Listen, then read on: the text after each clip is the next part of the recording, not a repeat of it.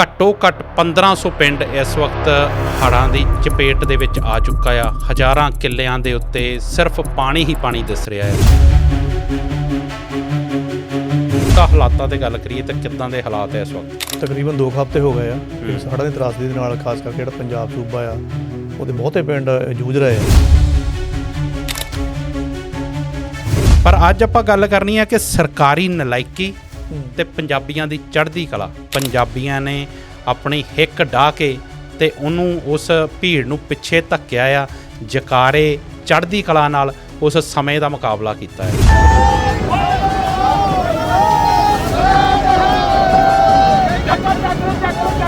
ਮਾਨ ਸਾਹਿਬ ਨੇ ਕਿਹਾ, ਸਾਡੇ ਮਾਨਯੋਗ ਸੀਐਮ ਸਾਹਿਬ ਨੇ, ਕਿ ਕੁਦਰਤੀ ਕਰੋਪੀ ਆ, ਪਰ ਜਿਹੜਾ BBMB ਦਾ ਰੋਲ ਆ ਉਹਦੇ ਤੋਂ ਅਸੀਂ ਪੱਲਾ ਨਹੀਂ ਝਾੜ ਸਕਦੇ। ਇਹ ਤਾਂ ਹੁਣ ਦੀ ਸਰਕਾਰ ਆ ਨਾ, ਇਹਨਾਂ ਦੇ ਤਾਂ ਹੱਥ 'ਚ ਕੁਝ ਹੈ ਹੀ ਨਹੀਂ ਸੀ, ਤਾਂ ਵੈਸੇ ਹੀ ਬੰਨੀ ਪਏ ਸੀ। ਤੋਂ ਪਿੱਛੇ ਜਿਹੜੇ ਸਾਡੇ ਕੋਲ ਕਾਂਗਰਸ ਸਰਕਾਰ ਆਈ ਆ ਜਾਂ ਅਕਾਲੀ ਸਰਕਾਰ ਆਈ ਆ, ਨਲਾਇਕੀਆਂ ਉੱਥੇ ਹੋਈਆਂ ਆ। ਉੱਥੇ ਸਵਾਲ ਇਹਨਾਂ ਨੂੰ ਪਾਓ ਕਿ ਜਦੋਂ ਤੁਸੀਂ ਚੀਜ਼ਾਂ ਦੇ ਉੱਪਰ ਦਸਤਖਤ ਕਰਕੇ ਆ ਜਾਂਦੇ ਹੋ ਤੇ ਉਹ ਬਾਅਦ ਦੇ ਵਿੱਚ ਜਦੋਂ ਉਹ ਆਪਣਾ ਸਮਾਂ ਪੁੱਗਦਾ ਆ ਤੇ ਉਹ ਜਦੋਂ ਫੈਕਟ ਦੇ ਵਿੱਚ ਆਉਂਦੇ ਆ, ਇਹ ਨਲਾਇਕੀਆਂ ਤੁਹਾਡੀਆਂ ਆਪਣੀਆਂ ਸਹੇੜੀਆਂ ਹੋਈਆਂ ਆ। ਪਰ ਮਰ ਤਾਂ ਲੋਕ ਰਹੇ ਆ, ਤੇ ਸਾਡੇ ਜਿਹੜੇ ਲੀਡਰ ਆ ਉਹ ਫੋਟੋ ਦੀ ਰਾਜਨੀਤੀ ਕਰਕੇ ਇੱਥੇ ਖੜ ਕੇ ਬਿਆਨ ਦੇ ਦਿੱਤਾ, ਉੱਥੇ ਖੜ ਕੇ ਬਿਆਨ ਦੇ ਦਿੱਤਾ। ਬਹੁਤ ਕੁਛ ਹੋਇਆ ਜੀ, ਬਹੁਤ ਮਾੜਾ ਹੋ ਰਿਹਾ, ਕੁਦਰਤੀ ਆਪਦਾ ਆ। ਮਾਨ ਸਾਹਿਬ ਦਾ ਵੀ ਤੁਸੀਂ ਦੇਖਿਆ ਹੀ ਹੋਣਾ ਵੀਡੀਓ, ਜਿਹੜੇ ਕਹਿੰਦੇ ਸੀ ਮਰੀ ਕੁੱਕੜੀ ਦੇ ਵੀ ਪੈਸੇ ਦੇਵਾਂਗੇ, ਤੇ ਜਦੋਂ ਇੱਕ ਜਰਨਲਿਸਟ ਨੇ ਪੁੱਛਿਆ ਕਿ ਤੁਸੀਂ ਮਰੀ ਕੁੱਕੜੀ ਦੇ ਪੈਸੇ ਕਹਿੰਦੇ ਸੀ ਦੇਵਾਂਗੇ, ਤੇ ਹੁਣ ਤੇ ਮੱਝਾਂ ਮਰ ਰਹੀਆਂ, ਕਹਿੰਦੇ ਤੂੰ PTC ਤੋਂ ਲੱਗ ਗਿਆ।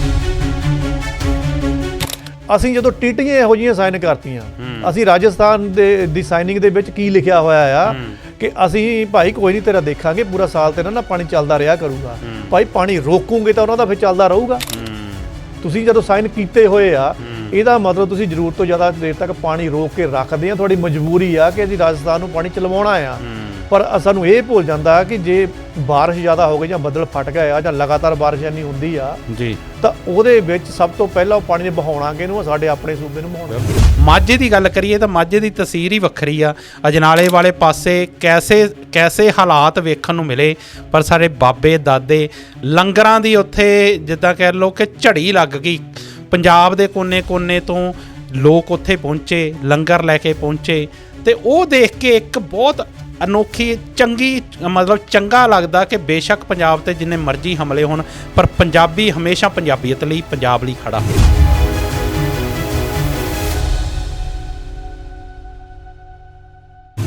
ਪੰਜਾਬ ਦੇ ਜੰਮਿਆਂ ਨੂੰ ਨਿੱਤ ਮੁਹਿੰਮਾਂ। 1947 ਦੀ ਵੰਡ ਤੋਂ ਬਾਅਦ 1984 ਦਾ ਦੁਖਾਂਤ, 1988 ਦੇ ਹੜ੍ਹ, ਤੇ ਇੱਦਾਂ ਦੇ ਨਾ ਜਾਣੇ ਕਿੰਨੇ ਹੱਲੇ, ਕਿਸਾਨੀ ਸੰਘਰਸ਼, ਤੇ ਅੱਜ ਇੱਕ ਵਾਰ ਫਿਰ ਤੋਂ ਪੰਜਾਬ ਹੜ੍ਹਾਂ ਦੀ ਮਾੜ ਹੇਠ ਆ। ਘੱਟੋ ਘੱਟ 1500 ਪਿੰਡ ਇਸ ਵਕਤ ਹੜ੍ਹਾਂ ਦੀ ਚਪੇਟ ਦੇ ਵਿੱਚ ਆ ਚੁੱਕਾ ਆ। ਹਜ਼ਾਰਾਂ ਕਿੱਲਿਆਂ ਦੇ ਉੱਤੇ ਸਿਰਫ ਪਾਣੀ ਹੀ ਪਾਣੀ ਦਿਸ ਰਿਹਾ ਆ। ਪੰਜਾਬ ਦੇ ਮੌਜੂਦਾ ਹਾਲਾਤਾਂ 'ਤੇ ਅੱਜ ਗੱਲਬਾਤ ਕਰਾਂਗੇ। ਤੁਸੀਂ ਜੁੜ ਚੁੱਕੇ ਹੋ ਸਿੱਧੂ ਸ਼ੋਅ ਦੇ ਵਿੱਚ। ਆਓ ਸਵਾਗਤ ਕਰੀਏ ਹਰਜੀਤ ਸਿੰਘ ਲਸਾੜਾ ਹੋਣਾ ਦਾ। ਭਾਜੀ ਪਿਆਰ ਭਰੀ ਸਤਿ ਸ਼੍ਰੀ ਅਕਾਲ। ਸਵਾਗਤ ਦੇਵ ਜੀ, ਧੰਨਵਾਦ ਭਾਜੀ। ਜਿੱਦਾਂ ਮੈਂ ਗੱਲ ਕੀਤੀ ਕਿ ਪੰਜਾਬ 'ਤੇ ਨਾ ਜਾਣੇ ਕਿੰਨੇ ਹੱਲੇ ਹੋ ਚੁੱਕੇ ਆ। 1947 ਤੋਂ ਹੀ ਜੇ ਗੱਲ ਕਰੀਏ, ਜੇ ਪੁਰਾਣੀ ਨਾਲ ਗੱਲ ਕਰੀਏ ਤਾਂ 1947 ਤੋਂ ਹੀ ਲੈ ਕੇ ਤੇ ਹੁਣ ਤੱਕ ਹਮੇਸ਼ਾ ਪੰਜਾਬ ਜਿਹੜਾ ਆ ਮੁਹਿੰਮਾਂ ਦੇ ਵਿੱਚ ਰਿਹਾ ਆ। ਅੱਜ ਦੀ ਜੇ ਗੱਲ ਕਰੀਏ ਤਾਂ ਜਿੱਦਾਂ ਮੈਂ 1500 ਤੋਂ ਵੱਧ ਜਿਹੜਾ ਪਿੰਡ ਆ ਉਹ ਹੜ੍ਹਾਂ ਦੀ ਚਪੇਟ ਦੇ ਵਿੱਚ ਆ ਚੁੱਕਾ ਆ। ਮੌਜੂਦਾ ਹਾਲਾਤਾਂ 'ਤੇ ਗੱਲ ਕਰੀਏ ਤਾਂ ਕਿੱਦਾਂ ਦੇ ਹਾਲਾਤ ਹੈ ਇਸ ਵਕਤ? ਦੇਵ ਜੀ, ਤਕਰੀਬਨ 2 ਹਫ਼ਤੇ ਹੋ ਗਏ ਆ ਹੜ੍ਹਾਂ ਦੀ ਤਰਾਸਦੀ ਦੇ ਨਾਲ, ਖਾਸ ਕਰਕੇ ਜਿਹੜਾ ਪੰਜਾਬ ਸੂਬਾ ਆ ਉਹਦੇ ਬਹੁਤੇ ਪਿੰਡ ਜੂਝ ਰਹੇ ਆ। ਜੇ ਆਪਾਂ ਮੀਡੀਆ ਦੇਖੀਏ, ਪ੍ਰਿੰਟ ਦੇਖੀਏ ਜਾਂ ਇਲੈਕਟ੍ਰੋਨਿਕ ਦੇਖੀਏ, ਮੇਰੇ ਖਿਆਲ ਉਹ 'ਤੇ ਬਹੁਤ ਚਰਚਾ ਹੋ ਰਹੀ ਆ। ਚਰਚਾ ਹੋ ਵੀ ਚੁੱਕੀ ਆ ਤੇ ਹੋ ਵੀ ਰਹੀ ਆ। ਜੇ ਆਪਾਂ ਉਹਨਾਂ ਗੱਲਾਂ ਨੂੰ ਜ਼ਿਆਦਾ ਦੁਹਰਾਵਾਂਗੇ ਤਾਂ ਮੇਰੇ ਖਿਆਲ ਉਹ ਬੇਅਸਰ ਜਿਹਾ ਹੋਏਗਾ, ਕਿਉਂਕਿ ਜਿਹੜਾ ਜਨ ਸਧਾਰਨ ਆ ਉਹ ਰੋਜ਼ ਸੁਣ ਰਿਹਾ, ਦੇਖ ਰਿਹਾ ਆ ਤੇ ਸਮਝ ਵੀ ਰਿਹਾ ਆ। ਲੇਕਿਨ ਸਵਾਲ ਚਲੋ ਜਨ ਸਧਾਰਨ ਦੇ ਹੁੰਦੇ ਆ, ਕਿਤੇ ਆਵਾਜ਼ਾਂ ਇਹ ਉੱਠਦੀਆਂ ਕਿ ਨਹੀਂ ਇਹ ਤਾਂ ਕੁਦਰਤੀ ਕਰੋਪੀ ਆ, ਅੱਗੇ ਵੀ ਆਉਂਦੀ ਆ, ਹੁਣ ਥੋੜ੍ਹੀ ਡਾਢੀ ਬਣ ਕੇ ਆ ਗਈ ਆ ਵੀ ਚਲੋ ਕੋਈ ਗੱਲ ਨਹੀਂ, ਸਰਕਾਰਾਂ ਨੂੰ ਦੋਸ਼ ਨਾ ਦਿਓ। ਲੇਕਿਨ ਕੁਛ ਵਰਗ ਫਿਰ ਇਹੋ ਜਿਹਾ ਕਹਿੰਦੇ ਵੀ ਠੀਕ ਆ, ਕੁਦਰਤੀ ਕਰੋਪੀ ਮੰਨ ਲੈਂਦੇ ਆ, ਲੇਕਿਨ ਜਦੋਂ ਸਾਡੀਆਂ ਗਲਤੀਆਂ ਉਹਦੇ ਵਿੱਚ ਸ਼ਾਮਲ ਹੋ ਜਾਂਦੀਆਂ ਆ, ਉਹ ਗਲਤੀਆਂ ਜਨ ਸਧਾਰਨ ਦੀਆਂ ਵੀ ਹੋ ਸਕਦੀਆਂ, ਉਹਦੇ ਉੱਪਰ ਤਾਂ ਚਲੋ ਖੈਰ ਕੋਈ ਟੋਕਾ ਨੂੰ ਤਿਆਰ ਹੀ ਨਹੀਂ, ਕਿਉਂਕਿ ਆਪਣੇ 'ਤੇ ਗੱਲ ਆਉਂਦੀ ਆ। ਬਿਲਕੁਲ। ਸਰਕਾਰਾਂ ਦੇ ਉੱਪਰ ਨਜ਼ਲਾਂ ਜ਼ਰੂਰ ਝਾੜਨ ਦੀ ਕੋਸ਼ਿਸ਼ ਕੀਤੀਆਂ ਕਿ ਨਹੀਂ ਜੀ ਇਹ ਤਾਂ ਵੀ ਸਰਕਾਰਾਂ ਦੀਆਂ ਵੀ ਨਲਾਇਕੀਆਂ ਹੈਗੀਆਂ, ਸਾਡੇ ਐਮਐਲਏ ਨਹੀਂ ਕੰਮ ਕਰਦੇ ਹੈਗੇ, ਜਾਂ ਸਾਡੇ ਜਿਹੜੇ ਡੈਮਾਂ ਦੀ ਸਾਂਭ ਸੰਭਾਲ ਕਰਦੇ ਆ ਉਹ ਇਹਦੇ ਵਿੱਚ ਵਿਉਂਤਬਾਈ ਨਹੀਂ ਕਰ ਪਾ ਰਹੇ ਹੈਗੇ, ਜਾਂ ਕੇਂਦਰ ਦੇ ਉੱਪਰ ਵੀ ਨਜ਼ਲਾਂ ਝਾੜ ਦਿੱਤਾ ਜਾਂਦਾ ਕਿ ਨਹੀਂ ਜੀ ਹੁਣ ਜਿਹੜਾ ਡੈਮਾਂ ਦਾ ਜਿਹੜਾ ਪ੍ਰਬੰਧ ਹੈ ਉਹ ਤਾਂ ਹੁਣ BBMB ਵਗੈਰਾ ਦੀ ਜੇ ਆਪਾਂ ਗੱਲ ਕਰੀਏ ਤਾਂ ਜੀ ਕੇਂਦਰ ਨੇ ਆਪਣੇ ਅਧਿਕਾਰ 'ਚ ਲੈ ਲਿਆ, ਕੇਂਦਰ ਜਾਣਬੁੱਝ ਕੇ ਇਸ ਤਰ੍ਹਾਂ ਕਰਦਾ। ਤਾਂ ਇਹਨਾਂ ਚੀਜ਼ਾਂ ਦੇ ਉੱਪਰ ਚਰਚਾਵਾਂ ਹੋ ਰਹੀਆਂ ਆ ਔਰ ਹੁੰਦੀਆਂ ਰਹਿਣੀਆਂ। ਆਪਾਂ ਲਸਾੜਾ ਸਾਹਿਬ ਅੱਜ ਦੇ ਪ੍ਰੋਗਰਾਮ 'ਚ ਗੱਲ ਵੀ ਮੈਨੂੰ ਲੱਗਦਾ, ਕਿਉਂਕਿ ਇਹ 'ਚ ਤਾਂ ਕੋਈ ਸ਼ੱਕ ਨਹੀਂ ਕਿ ਬੇਸ਼ੱਕ ਕੁਦਰਤੀ ਕਰੋਪੀ ਹੈਗੀ ਆ, ਮਾਨ ਸਾਹਿਬ ਨੇ ਵੀ ਕਿਹਾ ਕੁਦਰਤੀ ਕਰੋਪੀ ਹੈ, ਪਰ ਉਸ ਤੋਂ ਵੱਡਾ ਜੇ ਕੋਈ ਕਾਰਨ ਆ ਅਤੇ ਉਹ ਸਾਡੀਆਂ ਸਰਕਾਰਾਂ ਦੇ, ਸਾਡੇ BBMB ਦੀ ਮਿਸਮੈਨੇਜਮੈਂਟ ਦਾ ਆ। ਅਤੇ ਬੇਸ਼ੱਕ ਜਿਹੜੀ ਸਰਕਾਰੀ ਨਲਾਇਕੀ ਆ ਉਹਦੇ ਤੋਂ ਵੀ ਆਪਾਂ ਝੁਠਲਾ ਨਹੀਂ ਸਕਦੇ ਉਸ ਚੀਜ਼ ਨੂੰ ਵੀ ਨਹੀਂ ਸਰਕਾਰਾਂ ਦਾ ਕੋਈ ਹੱਕ ਨਹੀਂ ਜਾਂ ਮੈਨੇਜਮੈਂਟ ਦਾ ਕੋਈ ਇਹਦੇ ਵਿੱਚ ਹੈ ਨਹੀਂ ਆ ਜ਼ੋਰ ਵੀ ਉਹ ਜਿਨ੍ਹਾਂ ਕਰਕੇ ਇਹ ਹੜ੍ਹ ਆਏ ਆ। ਪਰ ਅੱਜ ਆਪਾਂ ਗੱਲ ਕਰਨੀ ਆ ਕਿ ਸਰਕਾਰੀ ਨਲਾਇਕੀ ਅਤੇ ਪੰਜਾਬੀਆਂ ਦੀ ਚੜ੍ਹਦੀ ਕਲਾ, ਕਿਉਂਕਿ ਜਿੱਦਾਂ ਮੈਂ ਗੱਲ ਕੀਤੀ ਨਾ ਕਿ ਕਿੰਨੇ ਹੱਲੇ ਹੋਏ ਆ, ਜੇ 1947 ਤੋਂ ਲੈ ਕੇ ਹੁਣ ਤੱਕ ਦੀ ਗੱਲ ਕਰੀਏ ਤਾਂ 80 ਸਾਲਾਂ ਦੇ ਵਿੱਚ, 78 ਸਾਲਾਂ ਦੇ ਵਿੱਚ ਨਾ ਜਾਣੇ ਪੰਜਾਬ ਕਿੰਨਿਆਂ ਹੱਲਾਂ ਨਾਲ ਜੂਝਦਾ ਰਿਹਾ। ਪਰ ਜਦੋਂ ਵੀ ਪੰਜਾਬ 'ਤੇ ਭੀੜ ਪਈ ਆ, ਪੰਜਾਬੀਆਂ ਨੇ ਆਪਣੀ ਹਿੱਕ ਡਾਹ ਕੇ ਅਤੇ ਉਹਨੂੰ ਉਸ ਭੀੜ ਨੂੰ ਪਿੱਛੇ ਧੱਕਿਆ ਆ, ਜਕਾਰੇ ਚੜ੍ਹਦੀ ਕਲਾ ਨਾਲ ਉਸ ਸਮੇਂ ਦਾ ਮੁਕਾਬਲਾ ਕੀਤਾ ਆ। ਸੋ ਅੱਜ ਆਪਾਂ ਗੱਲਾਂ ਉਹਨਾਂ 'ਤੇ ਹੀ ਕਰਨੀਆਂ, ਕਿਉਂਕਿ ਤੁਸੀਂ ਸਰਕਾਰੀ ਨਲਾਇਕੀ ਦੀ ਗੱਲ ਕੀਤੀ ਆ। ਮਾਨ ਸਾਹਿਬ ਨੇ ਕਿਹਾ, ਸਾਡੇ ਮਾਨਯੋਗ CM ਸਾਹਿਬ ਨੇ, ਕਿ ਕੁਦਰਤੀ ਕਰੋਪੀ ਆ, ਪਰ ਜਿਹੜਾ BBMB ਦਾ ਰੋਲ ਆ ਉਹਦੇ ਤੋਂ ਅਸੀਂ ਪੱਲਾ ਨਹੀਂ ਝਾੜ ਸਕਦੇ, ਕਿਉਂਕਿ ਉਹ 'ਚ ਚਲੋ ਖੈਰ ਪੰਜਾਬ ਦੀ ਅਤੇ ਸਰਕਾਰ ਦਾ ਕੋਈ ਉਹ 'ਚ ਰੋਲ ਹੀ ਨਹੀਂ ਕਿ ਇਹਨਾਂ ਤੋਂ ਸਭ ਕੁਝ ਖੋਹ ਲਿਆ ਗਿਆ। ਪਰ ਉਹ ਤੁਸੀਂ ਆਪਾਂ ਇਸ ਹਾਸ਼ੀਏ 'ਤੇ ਧੱਕੇ ਕਿਵੇਂ ਗਏ, ਇੱਥੋਂ ਮੈਂ ਚਾਹੁੰਦਾ ਕਿ ਆਪਾਂ ਸ਼ੁਰੂ ਕਰੀਏ। ਚਲੋ ਠੀਕ ਹੈ ਜੀ ਦੇਵ ਜੀ, ਇੱਥੋਂ ਸ਼ੁਰੂ ਕਰ ਲੈਂਦੇ ਹਾਂ। ਇਹਦੇ ਵਿੱਚ ਵੀ ਮੈਂ ਉਹੀ ਪੱਤਰਕਾਰੀ ਨਜ਼ਰੀਏ ਨਾਲ ਉਹੀ ਗੱਲਾਂ ਲੈ ਕੇ ਆਊਂਗਾ ਜਿਹੜੀਆਂ ਸਾਡੇ ਅਖੋਲੇ ਰਹਿ ਜਾਂਦੀਆਂ ਜਾਂ ਸਾਨੂੰ ਦੱਸੀਆਂ ਨਹੀਂ ਜਾਂਦੀਆਂ ਹੈਗੀਆਂ। ਦੇਖੋ ਇਹਦੇ ਵਿੱਚ ਕਸੂਰ ਲੋਕਾਂ ਦਾ ਨਹੀਂ ਹੈਗਾ, ਇਹਦੇ ਵਿੱਚ ਸਾਡੀਆਂ ਜਿਹੜੀਆਂ ਇਹ ਤਾਂ ਹੁਣ ਦੀ ਸਰਕਾਰ ਆ ਨਾ, ਇਹਨਾਂ ਦੇ ਤਾਂ ਹੱਥ 'ਚ ਕੁਛ ਹੈ ਹੀ ਨਹੀਂ ਸੀ, ਤਾਂ ਵੈਸੇ ਹੀ ਬੰਨੀ ਪਏ ਸੀ। ਇਹ ਤੋਂ ਪਿੱਛੇ ਜਿਹੜੇ ਸਾਡੇ ਕੋਲ ਕਾਂਗਰਸ ਸਰਕਾਰ ਆਈ ਆ ਜਾਂ ਅਕਾਲੀ ਸਰਕਾਰ ਆਈ ਆ, ਨਲਾਇਕੀਆਂ ਉੱਥੇ ਹੋਈਆਂ ਆ। ਤੁਸੀਂ ਅੱਜ ਰੌਲਾ ਪਾਉਂਦੇ ਹੋ ਕਿ BBMB ਦੇ ਵਿੱਚ ਜਿਹੜੀ ਮੈਨੇਜਮੈਂਟ ਹੈ ਉਹਦੇ ਵਿੱਚ ਪੰਜਾਬ ਦਾ ਜਿਹੜਾ ਨਾ ਹੱਥ ਆ ਉਹ ਠੋਕਾ ਹੈ ਨਹੀਂ ਗਾ, ਮਤਲਬ ਕਿ ਤਕੜਾ ਨਹੀਂ ਹੈਗਾ।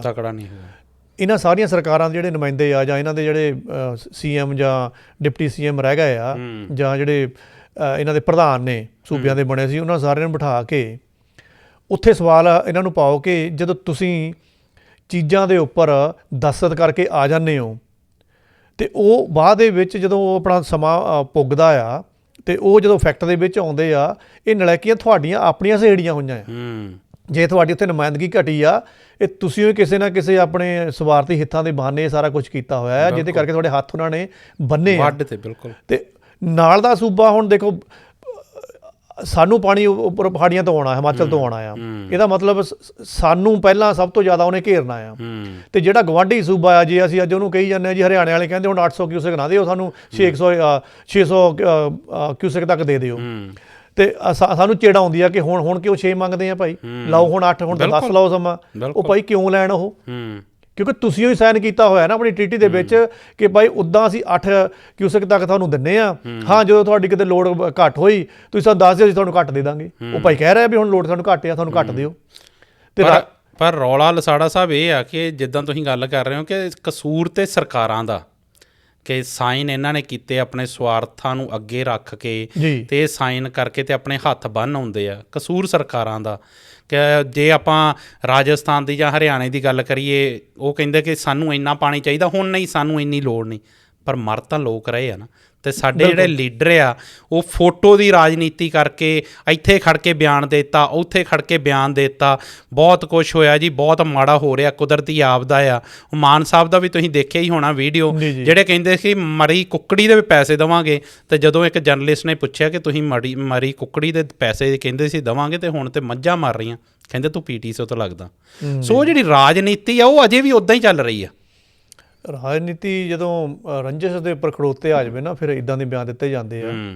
ਉਹ ਚਾਹੇ PTC ਤੋਂ ਸੀਗਾ, ਚਾਹੇ CTC ਤੋਂ ਸੀਗਾ, ਇਹ ਮਾਇਨਾ ਨਹੀਂ ਰਖਾਉਂਦਾ ਸੀ। ਬਿਲਕੁਲ ਮਾਇਨਾ ਇਹ ਰਖਾਉਂਦਾ ਸੀਗਾ ਕਿ ਜਿਹੜਾ ਉਹ ਸਵਾਲ ਕੀਤਾ ਆ, ਤੁਸੀਂ CM ਹੋ, ਮੁਖੀ ਹੋ ਸਟੇਟ ਦੇ, ਤੁਹਾਡਾ ਜਵਾਬ ਦੇਣਾ ਬਣਦਾ। ਬਿਲਕੁਲ। ਉਹ ਕਿਸੇ ਵੀ ਅਖਬਾਰੀ ਅਦਾਰੇ ਦਾ ਹੁੰਦਾ ਜਾਂ ਟੀਵੀ ਦਾ ਹੁੰਦਾ ਆ। ਉਹ ਜਿੱਦਾਂ ਮਾਨ ਸਾਹਿਬ ਸ਼ੁਰੂ ਤੋਂ ਕਰਦੇ ਆਏ ਆ ਨਾ, ਮੈਂ ਚਲੋ ਆਪਾਂ ਜਿੱਦਾਂ ਹਮੇਸ਼ਾ ਆਪਾਂ ਗੱਲ ਕਰਦੇ ਕਿ ਆਪਾਂ ਆਪਣਾ ਪੱਖ ਨਹੀਂ ਰੱਖ ਸਕਦੇ, ਪਰ ਜੋ ਕੁਝ ਸਾਹਮਣੇ ਹੁੰਦਾ ਉਹਦੇ ਤੇ ਆਪਣਾ ਸਵਾਲ ਚੁੱਕਣਾ ਆਪਣਾ ਫਰਜ਼ ਬਣਦਾ ਆ।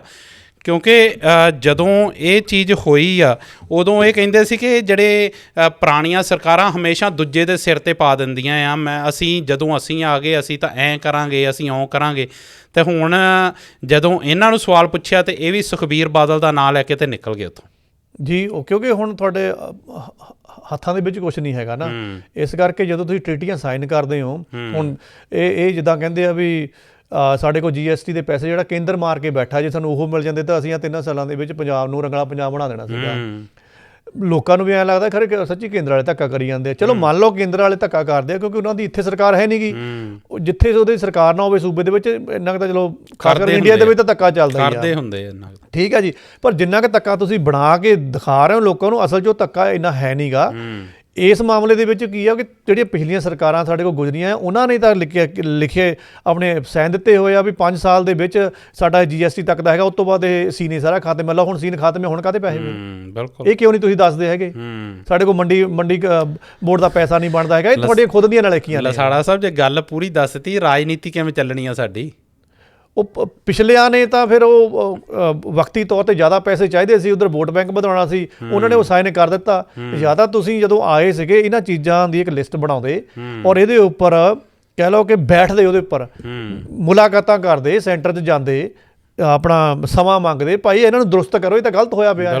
ਤੁਸੀਂ ਕਿਹੜਾ ਦੁਰਸਤ ਕਰਵਾਇਆ ਹੈ? ਨਾ ਤੁਸੀਂ BBMB ਦਾ ਕੁਛ ਦੁਰਸਤ ਕਰਵਾਇਆ, ਨਾ ਤੁਸੀਂ ਆਪਣਾ ਮੰਡੀਕਰਨ ਦਾ ਦੁਰਸਤ ਕਰਵਾਇਆ, ਨਾ ਤੁਸੀਂ ਜਿਹੜੀ ਬੀਮਾ ਪਾਲਿਸੀ ਲੈ ਕੇ ਆਉਣੀ ਸੀ ਕਿਸਾਨਾਂ ਦੇ ਉੱਪਰ, ਫਸਲ ਦੇ ਉੱਪਰ। ਬਿਲਕੁਲ ਵਾਅਦੇ ਬਹੁਤ ਵੱਡੇ ਕੀਤੇ ਗਏ ਸੀ ਲਸਾੜਾ ਸਾਹਿਬ। ਜਦੋਂ ਆਏ ਆ ਆਪਾਂ ਮਾਨ ਸਾਹਿਬ ਕਹਿੰਦੇ ਹੁੰਦੇ ਸੀ ਕਿ ਸੱਥਾਂ 'ਚੋਂ ਸਰਕਾਰ ਚੱਲਿਆ ਕਰੂਗੀ, ਤੇ ਹੁਣ ਕਿਸ ਤਰੀਕੇ ਨਾਲ ਸਰਕਾਰ ਚੱਲਦੀ ਅਸੀਂ ਸਾਰੇ ਹੀ ਜਾਣਦੇ ਹਾਂ। ਜਦੋਂ ਮਾਨ ਸਾਹਿਬ ਲੰਗਰ ਵੀ ਛਕਦੇ ਤਾਂ ਮਗਰ ਇੱਕ ਸਿਕਿਉਰਿਟੀ ਦੀ ਲਾਈਨ ਲੱਗੀ ਹੁੰਦੀ ਹੈ, ਉਹਨਾਂ ਨੂੰ ਆਮ ਬੰਦਾ ਲਾਗੇ ਨਹੀਂ ਲੱਗ ਸਕਦਾ ਉਹਨਾਂ ਦੇ। ਜੀ ਬਿਲਕੁਲ। ਉਹ ਫਿਰ VIP ਪਤਾ ਨਾ ਬਿਹਾੜ ਦੇ ਵਿੱਚ ਫਿਰ ਇੱਦਾਂ VIP ਕਲਚਰ ਖਤਮ ਕਰਨ ਵਾਲੇ ਜਿਹੜੇ ਆ ਉਹ ਲੰਗਰ ਵੀ VIP ਕਲਚਰ 'ਚ ਛਕਦੇ ਆ ਜੀ। ਬਾਕੀ ਫਿਰ ਦੁਬਾਰਾ ਆਪਾਂ ਹੜ੍ਹਾਂ ਦੇ ਉੱਪਰ ਹੜ੍ਹਾਂ ਤੇ ਹੁੰਨੇ ਜੀ। ਤੁਸੀਂ ਕਿਹਾ ਸੀਗਾ ਵੀ ਹੜ੍ਹਾਂ ਦੇ ਬਾਬਤ ਆਪਾਂ ਦੇਖਣੇ ਵੀ ਹੁਣ ਦੀ ਮੌਜੂਦਾ ਸਥਿਤੀ ਕੀ ਆ ਜਾਂ ਅੱਗੇ ਆਉਣ ਵਾਲਾ ਸੀਨ ਕੀ ਆ। ਦੇਖੋ ਮੈਂ ਉਹਦੇ ਵਿੱਚ ਇਹ ਕਿਹਾ ਸੀਗਾ ਵੀ ਆਪਾਂ ਥੋੜ੍ਹਾ ਜਿਹਾ ਨਾ ਲੁਕਮਾ ਪੱਖ ਵੀ ਲੈ ਕੇ ਆਵਾਂਗੇ ਵੀ ਵਰਤਾਰਾ ਅਸਲ 'ਚ ਹੁੰਦਾ ਕੀ ਆ। ਕੋਈ ਕਹਿ ਦਿੰਦਾ ਕਿ ਇਹ ਕਰੋਪੀ ਆ ਰੱਬ ਦੀ ਜਾਂ ਇਹ ਕੁਦਰਤੀ ਆ। ਚਲੋ ਕੁਦਰਤੀ ਆ, ਕੋਈ ਰੱਬ ਦਾ ਨਾਂ ਲੈ ਦਿੰਦਾ, ਜਿੱਦਾਂ ਮਰਜ਼ੀ ਤੁਸੀਂ ਸਮਝ ਲਓ। ਕੋਈ ਕਹਿੰਦਾ ਨਹੀਂ ਜੀ ਇਹ ਤਾਂ ਸਾਡੀ ਮੈਨੇਜਮੈਂਟ ਦੀ ਕਮੀ ਆ। ਚਲੋ ਜਿਹੜੀ ਕੁਦਰਤ ਦੀ ਕਰੋਪੀ ਬਣਨੀ ਆ ਉਹਦੇ ਉੱਪਰ ਹੁਣ ਕੀ ਕਹਿੰਦੂ ਪਰੰਤੂ ਕਰਨਾ, ਉਹਨੂੰ ਛੱਡ ਦਿਓ। ਅਸੀਂ ਇਹ ਦੇਖੀਏ ਅਸੀਂ ਇਹ ਦੇਖੀਏ ਕਿ ਇਹਦੇ ਵਿੱਚ ਅਸੀਂ ਬਚਾਅ ਕਿੰਨਾ ਕਰ ਸਕਦੇ ਸੀ। ਅਸੀਂ ਟਾਈਮ ਦੇ ਉੱਪਰ ਜਦੋਂ ਆਪਣੇ ਨਾਲਿਆਂ ਦੀ ਜਾਂ ਸਾਡੀਆਂ ਕਹਿ ਲਓ ਕਿ ਜਿਹੜੀਆਂ ਛੋਟੀਆਂ ਨਹਿਰਾਂ ਸੀਗੀਆਂ, ਅਸੀਂ ਕਿਹੜਾ ਉਹਨਾਂ ਦੀ ਕੋਈ ਸਫਾਈ ਕਰਵਾਉਣੀ ਆ? ਬਿਲਕੁਲ ਠੀਕ ਆ ਜੀ। ਜਿਹੜਾ ਸਾਡੇ ਕੋਲ ਤਾਂ ਮੀਂਹ ਦਾ ਪਾਣੀ ਜਦੋਂ ਇਕੱਠਾ ਹੁੰਦਾ ਉਹ ਨਹੀਂ ਸੰਭਾਲਿਆ ਜਾਂਦਾ ਵੀ ਉਹ ਕਿੱਧਰੋਂ ਨਿਕਲੇ। ਇਹਨਾਂ ਕੱਸੀਆਂ ਨੇ ਤਾਂ ਸਾਰਾ ਸੰਭਾਲ ਕੇ ਰੱਖਣਾ ਸੀਗਾ। ਉਹਦੇ ਵਿੱਚ ਤਾਂ ਬੂਟੀਆਂ ਉੱਗੀਆਂ ਪਈਆਂ ਆ, ਉਹੀ ਹਟ ਕੇ ਸਾਡੇ ਫਿਰ ਦਰਿਆਵਾਂ ਜਾਂਦੀਆਂ ਆ। ਕਾਗਜ਼ਾਂ ਦੇ ਵਿੱਚ ਬਹੁਤ ਜ਼ਿਆਦਾ ਇਸ ਵੇਲੇ ਵੀ ਚਰਚਾ 'ਚ ਆਇਆ ਕਿ ਕਾਗਜ਼ਾਂ ਦੇ ਵਿੱਚ ਉਹ ਸਫਾਈਆਂ ਹੋਈਆਂ ਤੇ ਕਾਗਜ਼ਾਂ ਦੇ ਵਿੱਚ ਪੈਸੇ ਹੋਏ ਹੋਆ, ਲੇਕਿਨ ਉਹ ਪਾਣੀ ਜਦੋਂ ਜ਼ਿਆਦਾ ਆ ਗਿਆ ਤੇ ਫਿਰ ਪੋਲਾਂ ਸਾਰੀਆਂ ਖੁੱਲ੍ਹ ਗਈਆਂ। ਹੁਣ ਮੈਂ ਇੱਥੇ ਇੱਕ ਅਲੱਗ ਪੱਖ ਰੱਖ ਕੇ ਲੈ ਕੇ ਆਉਣਾ ਵੀ ਥੋੜ੍ਹਾ ਇਹਨੂੰ ਹੋਰ ਆਪਾਂ ਡੀਪਲੀ ਸਮਝਣ ਦੀ ਕੋਸ਼ਿਸ਼ ਕਰਦੇ ਹਾਂ ਗੰਭੀਰਤਾ ਦੇ ਨਾਲ। ਜਿਹੜਾ ਇੰਟਰਨੈਸ਼ਨਲ ਲੈਵਲ ਦੇ ਉੱਪਰ ਜਦੋਂ ਆਪਾਂ ਗੱਲ ਕਰਦੇ ਹਾਂ ਕਿ ਦਰਿਆਵਾਂ ਦਾ ਪਾਣੀ ਕਿੱਦਾਂ ਵਗਣਾ ਚਾਹੀਦਾ ਆ, ਉਹਦੇ ਵਿੱਚ ਉਹਨਾਂ ਨੇ ਤਕੀਦ ਇਹ ਕੀਤੀ ਆ ਕਿ ਜਿਹੜੇ ਤੁਹਾਡੇ ਡੈਮ ਆ ਨਾ, ਤੁਸੀਂ ਐਵੇਂ ਹੀ ਨਾ ਕਈ ਵਾਰ ਨਾ ਰਾਜਨੀਤਿਕ ਅੜੀਆਂ ਹੁੰਦੀਆਂ ਜਾਂ ਸਟ੍ਰੈਟਜੀਕਲ ਅੜੀਆਂ ਹੁੰਦੀਆਂ ਦੂਸਰੇ ਦੇਸ਼ਾਂ ਦੇ ਨਾਲ। ਮੇਰੇ ਖਿਆਲ ਤੁਸੀਂ ਇਸ਼ਾਰਾ ਸਮਝ ਗਏ ਹੋਣੇ ਆ, ਅਸੀਂ ਤਾਂ ਪਾਣੀ ਰੋਕਣਾ ਹੀ ਰੋਕਣਾ, ਇਹ ਤੁਹਾਨੂੰ ਤੰਗ ਕਰਾਂਗੇ, ਤੁਹਾਨੂੰ ਬੂੰਦ ਤੇ ਤਰਸਾਵਾਂਗੇ। ਤੁਸੀਂ ਕਹਿੰਦੇ ਕਈ ਵਾਰ ਜ਼ਰੂਰਤ ਤੋਂ ਜ਼ਿਆਦਾ ਪਾਣੀ ਲੰਬੇ ਸਮੇਂ ਤੱਕ ਰੋਕ ਕੇ ਰੱਖਦੇ ਹੋ। ਉਹਨਾਂ ਦਾ ਵਿਚਾਰ ਇਹ ਆ ਕਿ ਕਿਸੇ ਵੀ ਦਰਿਆ ਦੇ ਵਿੱਚ ਘੱਟ ਤੋਂ ਘੱਟ 30% 30% ਪਾਣੀ ਇਹਨਾਂ ਦਾ ਵਹਾਅ ਨਾ ਸਾਰਾ ਸਾਲ ਚੱਲਦਾ ਰਹਿਣਾ ਚਾਹੀਦਾ ਹੈ। ਉਹਦੇ ਨਾਲ ਇੱਕ ਤਾਂ ਦਰਿਆ ਦੀ ਵਿਉਂਤ ਬਣੀ ਰਹਿੰਦੀ ਆ, ਦਰਿਆ ਪਾਸੇ ਨਹੀਂ ਵੱਢਦਾ ਹੈਗਾ, ਜਾਂ ਤੁਹਾਡੀਆਂ ਜ਼ਮੀਨਾਂ ਦੇ ਵਿੱਚ ਪਾਣੀ ਨਹੀਂ ਗਾਹਾਂ ਵੱਢਦਾ, ਕਿਉਂਕਿ ਸਾਡੀਆਂ ਜ਼ਮੀਨਾਂ ਦਰਿਆ ਦੇ ਵਿੱਚ ਵੀ ਹੁੰਦੀਆਂ ਆ। ਇੱਥੇ ਤਾਂ ਇਹ ਰੌਲਾ ਪਈ ਜਾਂਦਾ, ਸਰਕਾਰ ਕਹਿੰਦੀ ਤੁਸੀਂ ਜ਼ਮੀਨਾਂ ਦਰਿਆ 'ਚੋਂ ਕੱਢ ਲਈਆਂ ਆ, ਉਹ ਕਹਿੰਦੇ ਭਾਈ ਸਾਡੀਆਂ ਇਹ ਜ਼ਮੀਨਾਂ ਸੀ, ਦਰਿਆ ਸਾਨੂੰ ਮਾਰਦਾ। ਕੋਈ ਵੱਖਰੇ ਇੱਕ ਇਸ਼ੂ ਬਣੇ ਹੋਏ ਆ। ਤੇ ਹੋਰ ਉਹਦੇ ਬੈਨੀਫਿਟ ਹੁੰਦੇ ਕਿ ਜੇ ਉਹ 30% ਪਾਣੀ ਦਾ ਵਹਾਅ ਚੱਲਦਾ ਰਹੇ, ਉਹ ਤੇ ਜੀਵ ਜੰਤੂ ਜਾਂ ਪਾਣੀ ਦੀ ਸ਼ੁੱਧਤਾ, ਔਰ ਜੇ ਕਿਤੇ ਪਿੱਛੇ ਮਾੜਾ ਮੋਟਾ ਮੀਂਹ ਪੈਂਦਾ ਆ ਫਿਰ ਉਹ ਓਵਰਫਲੋ ਨਹੀਂ ਹੁੰਦੇ ਕਿਉਂਕਿ ਪੂਰੇ ਬਿਉਂਤ ਦੇ ਵਿੱਚ ਚੱਲਦਾ ਹੁੰਦਾ ਹੈ।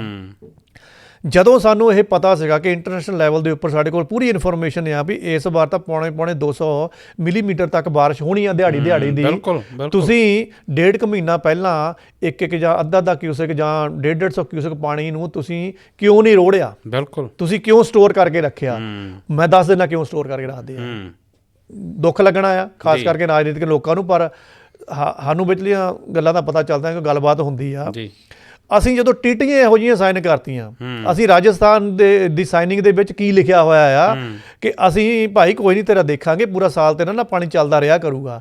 ਭਾਈ ਪਾਣੀ ਰੋਕੂਗੇ ਤਾਂ ਉਹਨਾਂ ਦਾ ਫਿਰ ਚੱਲਦਾ ਰਹੂਗਾ। ਤੁਸੀਂ ਜਦੋਂ ਸਾਈਨ ਕੀਤੇ ਹੋਏ ਆ, ਇਹਦਾ ਮਤਲਬ ਤੁਸੀਂ ਜ਼ਰੂਰਤ ਤੋਂ ਜ਼ਿਆਦਾ ਦੇਰ ਤੱਕ ਪਾਣੀ ਰੋਕ ਕੇ ਰੱਖਦੇ ਆ। ਤੁਹਾਡੀ ਮਜਬੂਰੀ ਆ ਕਿ ਅਸੀਂ ਰਾਜਸਥਾਨ ਨੂੰ ਪਾਣੀ ਚਲਵਾਉਣਾ ਆ। ਪਰ ਸਾਨੂੰ ਇਹ ਭੁੱਲ ਜਾਂਦਾ ਕਿ ਜੇ ਬਾਰਿਸ਼ ਜ਼ਿਆਦਾ ਹੋ ਗਈ ਜਾਂ ਬੱਦਲ ਫਟ ਗਏ ਆ ਜਾਂ ਲਗਾਤਾਰ ਬਾਰਿਸ਼ ਇੰਨੀ ਹੁੰਦੀ ਆ ਤਾਂ ਉਹਦੇ ਵਿੱਚ ਸਭ ਤੋਂ ਪਹਿਲਾਂ ਉਹ ਪਾਣੀ ਨੇ ਬਹਾਉਣਾ ਕਿਹਨੂੰ? ਸਾਡੇ ਆਪਣੇ ਸੂਬੇ ਨੂੰ ਬਹਾਉਣਾ ਆ, ਤੇ ਉਹ ਹੁਣ ਤੁਹਾਡੇ ਸਾਹਮਣੇ ਆ। ਸੋ ਅਸੀਂ ਇਹ ਟੀਟੀ ਦੇ ਵਿੱਚ ਸੈਨ ਮਾਰੇ ਹੋਏ ਆ ਕਿ ਅਸੀਂ ਇਸ ਚੀਜ਼ ਲਈ ਮਜਬੂਰ ਹੋ ਜਾਂਦੇ ਉਹਨਾਂ ਸੈਨਾਂ ਕਰਕੇ ਕਿ ਰਾਜਸਥਾਨ ਕਹਿੰਦਾ ਨਾ ਪਾਣੀ ਨਹੀਂ ਫਾਲਤੂ ਬਹਾਉਣਾ ਹੈਗਾ, ਮੋਰੇ ਗਰਮੀਆਂ ਆਉਣੇ ਵਾਲੀਆਂ, ਇਹਨੂੰ ਰੋਕ ਕੇ ਰੱਖੋ। ਗਰਮੀਆਂ ਦੇ ਵਿੱਚ ਸੋਕਾ ਪਿਆ ਹੋਇਆ ਸਾਡੇ ਇੱਥੇ, ਠੀਕ ਆ ਜੀ, ਹੀਟ ਵੇਵਸ ਚੱਲਦੀਆਂ ਆ। ਹੁਣ ਉਸ ਤੋਂ ਬਾਅਦ ਇੱਕਦਮ ਜਦੋਂ ਬਾਰਿਸ਼ਾਂ ਹੋਈਆਂ, ਹੜ੍ਹ ਆਏ ਆ, ਤੇ ਸਾਡੇ ਕੋਲ ਹੁਣ ਸੰਭਾਲੇ ਨਹੀਂ ਗਏ ਹੈਗੇ। ਪਰ ਸਾਡੇ ਸਾਹਿਬ ਮੈਂ ਨਾ ਇੱਕ ਰਿਪੋਰਟ ਸੁਣਦਾ ਸੀ, ਉਹ ਕਹਿੰਦੇ ਕਿ ਜਿਸ ਤਰੀਕੇ ਨਾਲ ਇਹ ਡੇਲੀ ਡਿਸਚਾਰਜ ਕਰਦੇ ਆ ਵਾਟਰ ਆਪਣਾ, ਤੇ ਜੇ ਕਿਉਂਕਿ ਤਕਨੀਕ ਦੇ ਦੌਰ ਦੇ ਵਿੱਚ ਜਿੱਦਾਂ ਤੁਸੀਂ ਕਹਿ ਰਹੇ ਹੋ ਕਿ ਪਹਿਲਾਂ ਪਤਾ ਲੱਗ ਗਿਆ ਸੀ ਕਿ ਐਰਕੀ ਬਰਸਾਤਾਂ ਬਹੁਤ ਜ਼ਿਆਦੀਆਂ ਹੋਣੀਆਂ, ਜੇ ਉਸ ਅਨੁਸਾਰ ਜੇ ਥੋੜਾ ਵੀ ਉਹ ਡਿਸਚਾਰਜ ਜਿਹੜਾ ਆ ਦੇਣ ਦਾ ਆਪਣੀ ਮਾਤਰਾ ਵਧਾਉਂਦੇ ਰਹਿੰਦੇ ਤੇ ਇੰਨੇ ਬੁਰੇ ਹਾਲਾਤ ਨਹੀਂ ਸੀ ਹੋਣੇ। ਕਿਉਂਕਿ 1988 ਦੇ ਵਿੱਚ ਵੀ ਕਹਿੰਦੇ ਸੀ ਕਿ ਇਹੀ ਕੁਛ ਹੋਇਆ। ਉਦੋਂ ਵੀ ਪਤਾ ਨਹੀਂ ਕਿ ਇਹ ਕੋਈ ਸਾਲਗਿਰਾ ਮਨਾਉਣ ਦੇ ਚੱਕਰ ਦੇ ਵਿੱਚ BBMB ਦੀ ਤੇ ਉਦੋਂ ਵੀ ਮਿਸਮੈਨੇਜਮੈਂਟ ਕਰਕੇ ਹੜ੍ਹ ਆਏ, ਤੇ ਐਰਕੀ ਵੀ ਮਿਸਮੈਨੇਜਮੈਂਟ ਕਰਦੇ ਹੋ ਤੁਸੀਂ। ਫੇਲੀਅਰ ਆ ਸਰਕਾਰਾਂ ਦਾ, ਪਰ ਮਰਦੇ ਆਮ ਲੋਕ। ਹੁਣ ਜੇ ਪੰਜਾਬ ਦੀ ਗੱਲ ਕਰੀਏ ਤੇ ਉੱਥੇ ਕਿਸਾਨ ਖਾਸ ਕਰਕੇ ਜਿਹੜਾ ਮਾਝਾ ਆ, ਅਜਨਾਲੇ ਵਾਲਾ ਪਾਸਾ ਆ, ਅਸੀਂ ਲਗਾਤਾਰ ਤਸਵੀਰਾਂ ਵੇਖਦੇ ਹਾਂ, ਵੀਡੀਓ ਸਾਡੇ ਤੱਕ ਪਹੁੰਚਦੀਆਂ ਆ, ਕਿੱਦਾਂ ਦੇ ਹਾਲਾਤ। ਇੱਕ ਮੈਂ ਕੱਲ ਖਬਰ ਸੁਣੀ ਕਿ ਇੱਕ ਘਰ ਦੇ 2 ਸਕੇ ਪੁੱਤ ਉਹ ਜਿਹੜੇ ਆ ਉਹ ਇਸ ਹੜ੍ਹਾਂ ਕਰਕੇ, ਕਿਉਂਕਿ ਉਹ ਪਾਣੀ ਦੇ ਵਿੱਚ ਕਰੰਟ ਆ ਗਿਆ, ਤੇ ਉਹ ਦੋਨੇ ਇਸ ਇੱਕੋ ਘਰ ਦੇ ਵਿੱਚੋਂ 2 ਜਵਾਨ ਅਰਥੀਆਂ ਉੱਠੀਆਂ। ਹੁਣ ਤੁਹਾਡੀ ਨਲਾਇਕੀ ਤਾਂ ਤੁਸੀਂ ਸ਼ਾਇਦ ਅਗਲੀ ਵਾਰ ਸਹੀ ਕਰ ਲਓ, ਪਰ ਜਿਹੜੇ ਉਹ ਪੁੱਤ ਤੁਰ ਗਏ ਉਹ ਕਦੀ ਮੁੜ ਕੇ ਵਾਪਸ ਨਹੀਂ ਆਉਣੇ। ਬਾਕੀ ਇਹ ਤਾਂ ਬਹੁਤ ਵੱਡੀਆਂ ਤਰਾਸ ਦੀਆਂ ਗਾਹਾਂ ਵੀ ਆਉਣੀਆਂ, ਕਿਉਂਕਿ ਜਦੋਂ ਪਾਣੀ ਠੱਲਣੇ ਨੇ, ਉੱਪਰੋਂ ਗਰਮੀ ਪੈਣੀ ਆ, ਉਦੋਂ ਬਿਮਾਰੀਆਂ ਜਾਂ ਪਸ਼ੂਆਂ ਦਾ ਜੋ ਵੀ ਉੱਥੇ ਗਲ ਸੜ ਗਏ ਆ, ਬਹੁਤ ਵੱਡੀ ਦਿੱਕਤ ਆਉਣੀ ਆ। ਨਹੀਂ, ਬਹੁਤ ਲੰਬੀ ਲੜਾਈ ਆ ਇਹ ਤਾਂ ਸ਼ੁਰੂਆਤ ਹੋਈ ਆ ਅਜੇ। ਬਿਲਕੁਲ। ਹੁਣ ਇਹਨਾਂ ਚੀਜ਼ਾਂ ਦੇ ਕਹਿ ਲਓ ਕਿ ਸਿਰਫ ਜਾ ਕੇ ਤੁਸੀਂ ਫੋਟੋਆਂ ਕਰਾ ਕੇ ਬਿਆਨੇ ਦਿੰਦੇ ਹੋ। ਸਵਾਦ ਤਾਂ ਇਸ ਚੀਜ਼ ਦਾ ਕਿ ਜੇ ਤੁਸੀਂ ਕਹਿੰਦੇ ਹੋ ਕਿ ਸਾਡੇ ਹੱਥਾਂ ਵਿੱਚ ਕੁਝ ਨਹੀਂ ਬੰਨਿਆ, ਸਾਡੇ ਕੋਲ ਇਹ ਤਾਂ ਕੁਦਰਤੀ ਆਫਤ ਆ ਕਿ ਪੈਸੇ ਹੈ ਨਹੀਂਗੇ, ਫਲਾਨਾ ਹੈ ਨਹੀਂਗਾ, ਲੇਕਿਨ ਤੁਸੀਂ ਇੱਕ ਬਿਆਨ ਦੇ ਨਾਲ ਫਿਰ ਵੀ ਇਸ ਚੀਜ਼ ਨੂੰ ਮੈਨੇਜ ਕਰ ਸਕਦੇ ਆ। ਲੇਕਿਨ ਤੁਸੀਂ ਉਹਦੇ ਲਈ ਕੋਈ ਪ੍ਰਬੰਧ ਹੀ ਨਹੀਂ ਕਰ ਰਹੇ ਹੈਗੇ। ਤੁਹਾਡੀਆਂ ਮੱਝਾਂ ਗਾਵਾਂ ਹੜ ਗਈਆਂ, ਤੁਹਾਡਾ ਪਸ਼ੂ ਧਨ ਹੜ ਗਿਆ, ਕੀ ਤੁਹਾਡੇ ਕੋਲ ਕੋਈ ਪਲਾਨ ਹੈ ਕਿ ਤੁਸੀਂ ਆਉਣ ਵਾਲੇ ਦਿਨਾਂ 'ਚ ਫਿਰ ਉਸ ਪਰਿਵਾਰਾਂ ਨੂੰ ਜਾਂ ਉਸ ਕਿਸਾਨਾਂ ਨੂੰ ਕਹੋ ਕਿ ਹਾਂਜੀ ਤੁਹਾਡੀਆਂ 4 ਮੱਝਾਂ ਸੀਗੀਆਂ, ਅਸੀਂ ਤੁਹਾਨੂੰ ਰਾਜਸਥਾਨ ਤੋਂ ਲਿਆ ਕੇ ਦਈਏ, ਚਾਹੇ ਤੁਹਾਨੂੰ ਹਰਿਆਣੇ ਤੋਂ ਲਿਆ ਕੇ ਦਈਏ, ਯੂਪੀ ਤੋਂ ਲਿਆ ਕੇ ਦਈਏ, ਭਾਈ ਆਹ ਸਾਡੇ ਕੋਲ ਫੰਡ ਆ ਤੁਹਾਡਾ, ਅਸੀਂ ਇਸ ਚੀਜ਼ ਨਾਲ ਪੂਰੀ ਨਹੀਂ ਅੱਧੀ ਕੁ ਪੂਰੀ ਕਰ ਰਹਾਂਗੇ, ਤੇਰੀ ਬੰਬੀ ਰੁੜ ਗਈ ਆ ਜਾਂ ਬਹਿ ਗਈ ਆ, ਉਹਦੇ ਉੱਪਰ ਕਿੰਨਾ ਕੁ ਪੈਸਾ ਲੱਗਣਾ ਆ। ਸੁਹਿਰਦਤਾ ਤੇ ਸਾਨੂੰ ਸਮਝ ਆਉਂਦੀ ਨਾ। ਮੈਂ ਫਿਰ ਮਾਨ ਸਾਹਿਬ ਦਾ, ਕਿਉਂਕਿ ਅਸੀਂ ਗੱਲ ਉਹਦੀ ਕਰਨੀ ਆ ਜੋ ਇਸ ਵਕਤ ਪੰਜਾਬ ਦੇ ਤਖਤ ਤੇ ਬੈਠਾ। ਸੁਖਬੀਰ ਬਾਦਲ, ਕੈਪਟਨ ਅਮਰਿੰਦਰ ਸਿੰਘ, ਉਹਨਾਂ ਨੇ ਵੀ ਘੱਟ ਨਹੀਂ ਗੁਜ਼ਾਰੀ। ਗੱਲਾਂ ਜੋ ਕੁਛ ਉਹ ਕਰਦੇ ਸੀ, ਜੋ ਲਾਰੇ ਲਾਏ ਪੰਜਾਬ ਨੂੰ, ਜਿਸ ਤਰੀਕੇ ਇਸ ਹਾਸ਼ੀਏ 'ਤੇ ਜੇ ਪੰਜਾਬ ਪਹੁੰਚਿਆ ਤਾਂ ਕਿਸੇ ਇੱਕ ਮੰਤਰੀ ਜਾਂ ਇੱਕ CM ਦਾ ਕਸੂਰ ਨਹੀਂ। ਪਿਛਲੇ ਲੰਮੇ ਸਮੇਂ ਤੋਂ ਜਿਸ ਤਰੀਕੇ ਦੀ ਰਾਜਨੀਤੀ ਪੰਜਾਬ ਨਾਲ ਹੋਈ ਆ, ਉਸ ਕਰਕੇ ਪੰਜਾਬ ਅੱਜ ਦੇ ਇੱਦਾਂ ਦੇ ਹਾਲਾਤਾਂ ਦੇ ਵਿੱਚ ਆ। ਪਰ ਅਸੀਂ ਮਾਨ ਸਾਹਿਬ ਦੀ ਗੱਲ ਵਾਰ-ਵਾਰ ਤਾਂ ਕਰ ਰਹੇ ਹਾਂ ਕਿਉਂਕਿ ਮਾਨ ਸਾਹਿਬ ਕਹਿੰਦੇ ਸੀ ਮੈਂ ਬਦਲਾਅ ਦੀ ਰਾਜਨੀਤੀ ਕਰਨੀ ਆ, ਅਤੇ ਇਸ ਵਕਤ ਪੰਜਾਬ ਦੇ ਤਖਤ 'ਤੇ ਮਾਨ ਸਾਹਿਬ ਬੈਠੇ ਆ। ਮੈਂ ਉਹਨਾਂ ਦੀ ਨਾ ਕੱਲ੍ਹ ਇੱਕ ਵੀਡੀਓ ਵੇਖ ਰਿਹਾ ਸੀ ਅਤੇ ਮਾਨ ਸਾਹਿਬ ਨੂੰ ਪੁੱਛ ਰਹੇ ਕਿ ਕਿੱਦਾਂ ਤੁਹਾਨੂੰ ਹਾਲਾਤ ਕਿੱਦਾਂ ਦੇ ਲੱਗ ਰਹੇ ਆ। ਮਾਨ ਸਾਹਿਬ ਕਹਿੰਦੇ ਮੈਂ ਆਪਣਾ ਹੈਲੀਕਾਪਟਰ ਛੱਡਤਾ। ਉਹਨਾਂ ਨੇ 5 ਵਾਰ ਇੱਕੋ ਲਾਈਨ ਰਿਪੀਟ ਕੀਤੀ, ਮੈਂ ਆਪਣਾ ਹੈਲੀਕਾਪਟਰ ਛੱਡਤਾ। ਹੈਲੀਕਾਪਟਰ ਮੇਰਾ ਨਹੀਂ, ਪੰਜਾਬ ਦੇ ਲੋਕਾਂ ਦਾ ਹੈਲੀਕਾਪਟਰ, ਮੈਂ ਆਪਣਾ ਹੈਲੀਕਾਪਟਰ ਛੱਡਤਾ 5 ਵਾਰ। ਮਤਲਬ ਤੁਸੀਂ ਸਿਰਫ ਤੁਸੀਂ ਉੱਥੋਂ ਉਸ ਬਿਆਨ ਦੀ ਸੁਹਿਰਦਤਾ ਸਮਝ ਸਕਦੇ ਹੋ ਕਿ ਉਹ ਸਿਰਫ ਇੱਕ ਰਾਜਨੀਤੀ ਕਰਕੇ ਉਹ ਬਿਆਨ ਦਿੱਤੇ ਜਾ ਰਹੇ ਸੀ ਕਿ ਸਿਰਫ ਸ਼ਾਇਦ ਮੇਰੇ ਹੈਲੀਕਾਪਟਰ ਕਰਕੇ ਹੀ ਅਸੀਂ ਲੋਕ ਕੱਢ ਲੈਣੇ ਆ।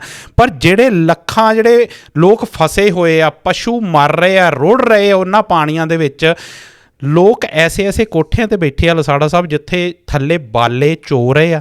ਪਤਾ ਨਹੀਂ ਕਿਸ ਵੇਲੇ ਉਹਨਾਂ ਛੱਤਾਂ ਨੇ ਟੁੱਟ ਜਾਣਾ, ਉਹਨਾਂ ਘਰਾਂ ਨੇ ਟੁੱਟ ਜਾਣਾ ਅਤੇ ਉਹ ਜਾਨਾਂ ਵੀ ਸ਼ਾਇਦ ਇਸ ਤੋਂ ਜਹਾਨ ਤੋਂ ਤੁਰ ਜਾਣੀਆਂ।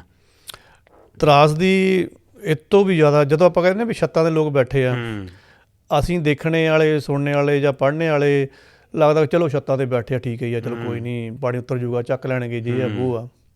ਪਰ ਕਦੀ ਗੌਰ ਕੀਤਾ ਕਿ ਛੱਤਾਂ 'ਤੇ ਉੱਪਰ ਖਾਣ ਨੂੰ ਉਹਨਾਂ ਕੋਲ ਕੀ ਆ? ਬਿਲਕੁਲ।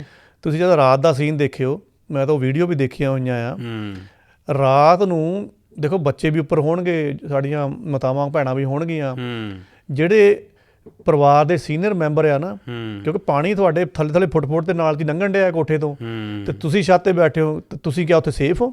ਠੀਕ ਆ, ਤੁਹਾਡੇ ਪਾਣੀ ਨਹੀਂ ਚੜਿਆ ਉੱਥੇ ਤੱਕ, ਤੁਹਾਡੇ ਪੈਰ ਨੂੰ ਪਾਣੀ ਜ਼ਰੂਰ ਆ, ਜਿਹੜਾ ਕੀੜਾ ਪਤੰਗਾ ਆ, ਸੱਪ ਸਪੋਲੀਆ ਆ, ਹਰ 2-4 ਮਿੰਟ ਬਾਅਦ ਤੁਹਾਡੇ ਕੋਠੇ ਦੇ ਉੱਪਰ ਸੱਪ ਲੰਘਦਾ ਆ। ਬਿਲਕੁਲ। ਤੇ ਉਹ ਤੁਹਾਡੀ ਇੱਕ ਹੋਰ ਉੱਥੇ ਲੜਾਈ ਚੱਲਦੀ ਪਈ ਆ। ਜਦੋਂ ਤੁਸੀਂ ਉਹ ਵਾਲੀਆਂ ਵੀਡੀਓ ਦੇਖੋ ਰਾਤ ਨੂੰ ਹਨੇਰੇ ਦੇ ਵਿੱਚ, ਤੁਸੀਂ ਕਿੱਦਾਂ ਨਜਿੱਠਦੇ ਹੋ? ਬਿਲਕੁਲ। ਕੋਈ ਇੱਧਰੋਂ ਜੀਵ ਜੰਤੂ ਚੜ੍ਹਿਆ, ਕੋਈ ਇੱਧਰੋਂ ਜੀਵ ਜੰਤੂ ਚੜ੍ਹਿਆ ਹੈ। ਜਿਹੜਾ ਸੀਨ ਦੇਖਣਾ ਵੀ ਤੁਹਾਡੀ ਰਾਤ ਕਿੰਨੀ ਔਖੀ ਉੱਥੇ ਨਿਕਲਦੀ ਆ। ਤੁਸੀਂ ਅੰਦਰੋਂ ਇਹ ਕਰਦੇ ਹੁੰਦੇ ਕਿ ਚੜ੍ਹਿਆ ਯਾਰ ਸੂਰਜ, ਸਾਨੂੰ ਦਿਖਦਾ ਜਾਵੇ ਕਿਹੜਾ ਕੀੜਾ ਪਤੰਗਾ ਉੱਪਰ ਚੜ੍ਹ ਰਿਹਾ, ਕਿ ਨਿਆਣੇ ਨੂੰ ਨਾ ਡੱਸ ਜਾਵੇ। ਕਿਉਂਕਿ ਮੈਂ ਨਾ ਕਈ ਵਾਰ ਸੋਚਦਾ ਹੁੰਦਾ, ਮੈਂ ਜਦੋਂ ਪਿਛਲੇ 4-5 ਦਿਨ ਤੋਂ ਜਿੱਦਾਂ ਦੀਆਂ ਆਪਾਂ ਵੀਡੀਓਜ਼ ਵੇਖ ਰਹੇ, ਕਈ ਵੀਡੀਓਜ਼ ਵੇਖ ਕੇ ਤੇ ਆਪ ਵੀ ਤੁਹਾਨੂੰ ਰੋਣ ਆ ਜਾਂਦਾ। ਪਰ ਮੈਂ ਸੋਚਦਾ ਸੀ ਕਿ ਅਜੇ ਵੀਡੀਓ ਵੇਖ ਕੇ ਤੁਸੀਂ ਉਹ ਫੀਲ ਨਹੀਂ ਕਰ ਸਕਦੇ ਜੋ ਦਰਦ ਉਹ ਹੰਢਾਰ ਰਹੇ ਆ ਲੋਕ ਉੱਥੇ।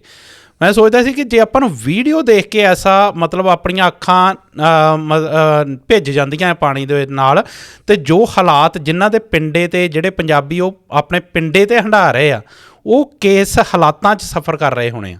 ਇਹ ਬਹੁਤ, ਮੈਂ ਤਾਂ ਇੱਕ ਛੋਟੀ ਜਿਹੀ ਐਗਜ਼ਾਮਪਲ ਹੀ ਦਿੱਤੀ ਸੀਗੀ ਵੀ ਰਾਤ ਦੇ ਜਿਹੜੇ 4-5 ਘੰਟੇ ਆ, ਉਹ ਵੀ ਇੱਕ ਵੱਖਰੇ ਤਰ੍ਹਾਂ ਦੀ ਲੜਾਈ ਹੁੰਦੀ। ਬਿਲਕੁਲ। ਕਿਉਂਕਿ ਮੈਂ 88 ਦੇ ਹੜ੍ਹਾਂ ਨੂੰ ਆਪ ਆਪਣੀ ਅੱਖੀਂ ਦੇਖਿਆ ਹੋਇਆ ਉੱਥੇ। ਉਦੋਂ ਕਹਿੰਦੇ ਸੀ ਵੀ 88 ਤੋਂ ਵੱਡਾ ਸ਼ਾਇਦ ਹੜ੍ਹ ਨਾ ਆਵੇ, ਪਰ ਆਹ ਵਾਲਾ ਜਿਹੜਾ ਹੜ੍ਹ ਆ ਉਦੋਂ ਤਾਂ 10 ਕਿਊਸਕ ਤੱਕ ਦੀ ਗੱਲ ਕਰਦੇ ਸੀ, ਤਾਂ ਕਹਿੰਦੇ ਹੁਣ 14 ਤੱਕ ਚੱਲ ਗਿਆ। ਇਹ ਮੈਨੂੰ ਲੱਗਦਾ ਭਵਿੱਖ ਦੇ ਵਿੱਚ ਲਿਖਿਆ ਜਾਊਗਾ ਵੀ ਹੁਣ ਤੱਕ ਦਾ ਵੱਡਾ ਹੀ ਹੋਣਾ। ਬਿਲਕੁਲ। ਕਿਉਂਕਿ ਉਦੋਂ ਆਪਾਂ ਨਾ ਕਈ ਪਹਿਲੇ 1-2 ਦਿਨਾਂ ਦੇ ਵੀਡੀਓਜ਼ ਹੈ ਨਾ, ਕਈ ਬਾਬੇ ਸਾਨੂੰ ਕਹਿੰਦੇ ਸੀ ਇਹੋ ਜਿਹੇ ਪਾਣੀ ਅਸੀਂ ਬੜੇ ਵੇਖੇ ਆ, ਵੀਡੀਓਜ਼ ਆਉਂਦੀਆਂ ਸੀ।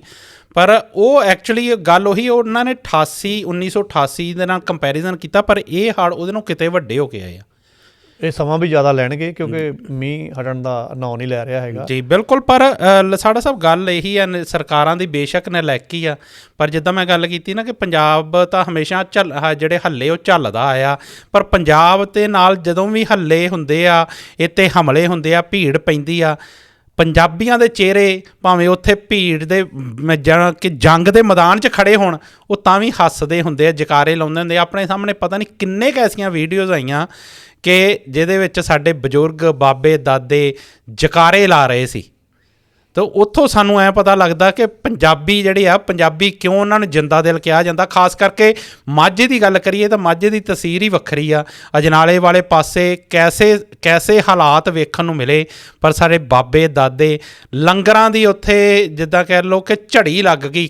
ਪੰਜਾਬ ਦੇ ਕੋਨੇ-ਕੋਨੇ ਤੋਂ ਲੋਕ ਉੱਥੇ ਪਹੁੰਚੇ, ਲੰਗਰ ਲੈ ਕੇ ਪਹੁੰਚੇ, ਅਤੇ ਉਹ ਦੇਖ ਕੇ ਇੱਕ ਬਹੁਤ ਅਨੋਖੀ ਮਤਲਬ ਚੰਗਾ ਲੱਗਦਾ ਕਿ ਬੇਸ਼ੱਕ ਪੰਜਾਬ 'ਤੇ ਜਿੰਨੇ ਮਰਜ਼ੀ ਹਮਲੇ ਹੋਣ, ਪਰ ਪੰਜਾਬੀ ਹਮੇਸ਼ਾ ਪੰਜਾਬੀਅਤ ਲਈ, ਪੰਜਾਬ ਲਈ ਖੜਾ। ਨਹੀਂ, ਇਹਦੇ ਵਿੱਚ ਕੋਈ ਸ਼ੱਕ ਨਹੀਂ ਵੀ ਇਹੋ ਜਿਹੀ ਵੱਡੀ ਤਰਾਸਦੀ ਦੇ ਵਿੱਚ ਵੀ ਨਾ ਪੰਜਾਬੀਆਂ ਦੀ ਦਲੇਰੀ ਉੱਥੇ ਰੰਗ ਲਿਆ ਰਹੀ ਆ। ਬਿਲਕੁਲ।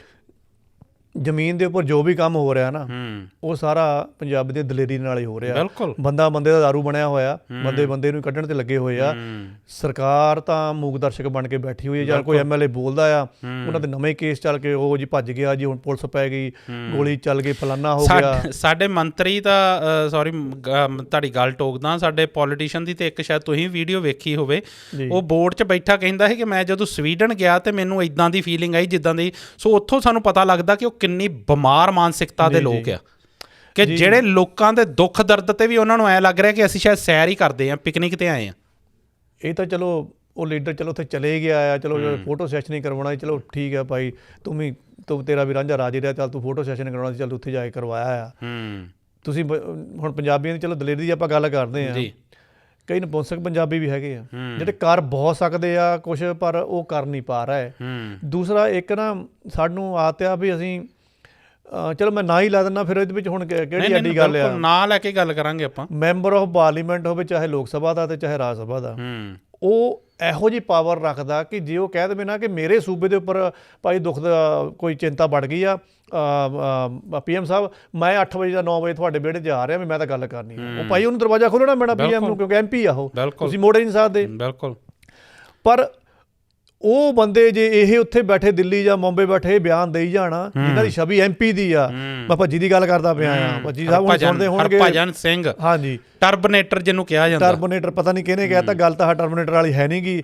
ਮੇਰਾ ਜੀ ਕਰਦਾ ਮੈਂ ਫਟਾਫਟ ਪੰਜਾਬ ਚੱਲ ਜਾਵਾਂ, ਭਾਈ ਤੇਰਾ ਅਸੀਂ ਅਚਾਰ ਪਾਉਣਾ ਪੰਜਾਬ 'ਚ ਆ ਕੇ, ਬਿਲਕੁਲ ਹੈ। ਤੂੰ ਆਏਗਾ ਤੇ ਜਿਹੜੇ ਅਮਲੇ ਦੇ 4 ਬੰਦੇ ਉੱਥੇ ਕੰਮ ਕਰਦੇ ਆ ਸਰਕਾਰੀ, ਉਹ ਤੇਰੀ ਖਾਤਰ ਨੂੰ ਲੱਗ ਜਾਣਗੇ, ਠੀਕ ਆ। ਉਹ ਭਾਈ ਇਹ ਜ਼ਰੂਰੀ ਨਹੀਂ ਹੁੰਦਾ ਕਿ ਤੁਸੀਂ ਮੌਕੇ ਦੇ ਉੱਥੇ ਵਾਰਦਾਤ ਦੇ ਉੱਪਰ ਆ ਕੇ ਉੱਥੇ ਆਪਣੀ ਹਾਜ਼ਰੀ ਲਵਾ ਕੇ ਫੋਟੋਆਂ ਕਰਾ ਕੇ ਉੱਲੂ ਸਿੱਧਾ ਕਰਨਾ। ਤੁਸੀਂ ਜਿੱਥੇ ਬੈਠੇ ਆ ਤੁਸੀਂ ਆਪਣਾ ਕੰਮ ਉੱਥੇ ਕਰੋ। ਤੁਹਾਨੂੰ ਤੇ ਰਾਜਨੀਤੀ ਨੇ ਐਸੀ ਪਾਵਰ ਦਿੱਤੀ ਆ ਕਿ ਤੁਸੀਂ ਕਿਤੇ ਵੀ ਬੈਠੇ ਪੰਜਾਬ ਦੇ ਲੋਕਾਂ ਲਈ ਕੰਮ ਕਰ ਸਕਦੇ ਆ। ਭੱਜੀ ਜੇ ਉਹ MP ਆ, ਰਾਜ ਸਭਾ ਦਾ MP ਆ, ਬਰਾਬਰ ਦੀ ਹੈਸੀਅਤ ਰੱਖਦਾ, ਉਹਦਾ ਕੰਮ ਆ।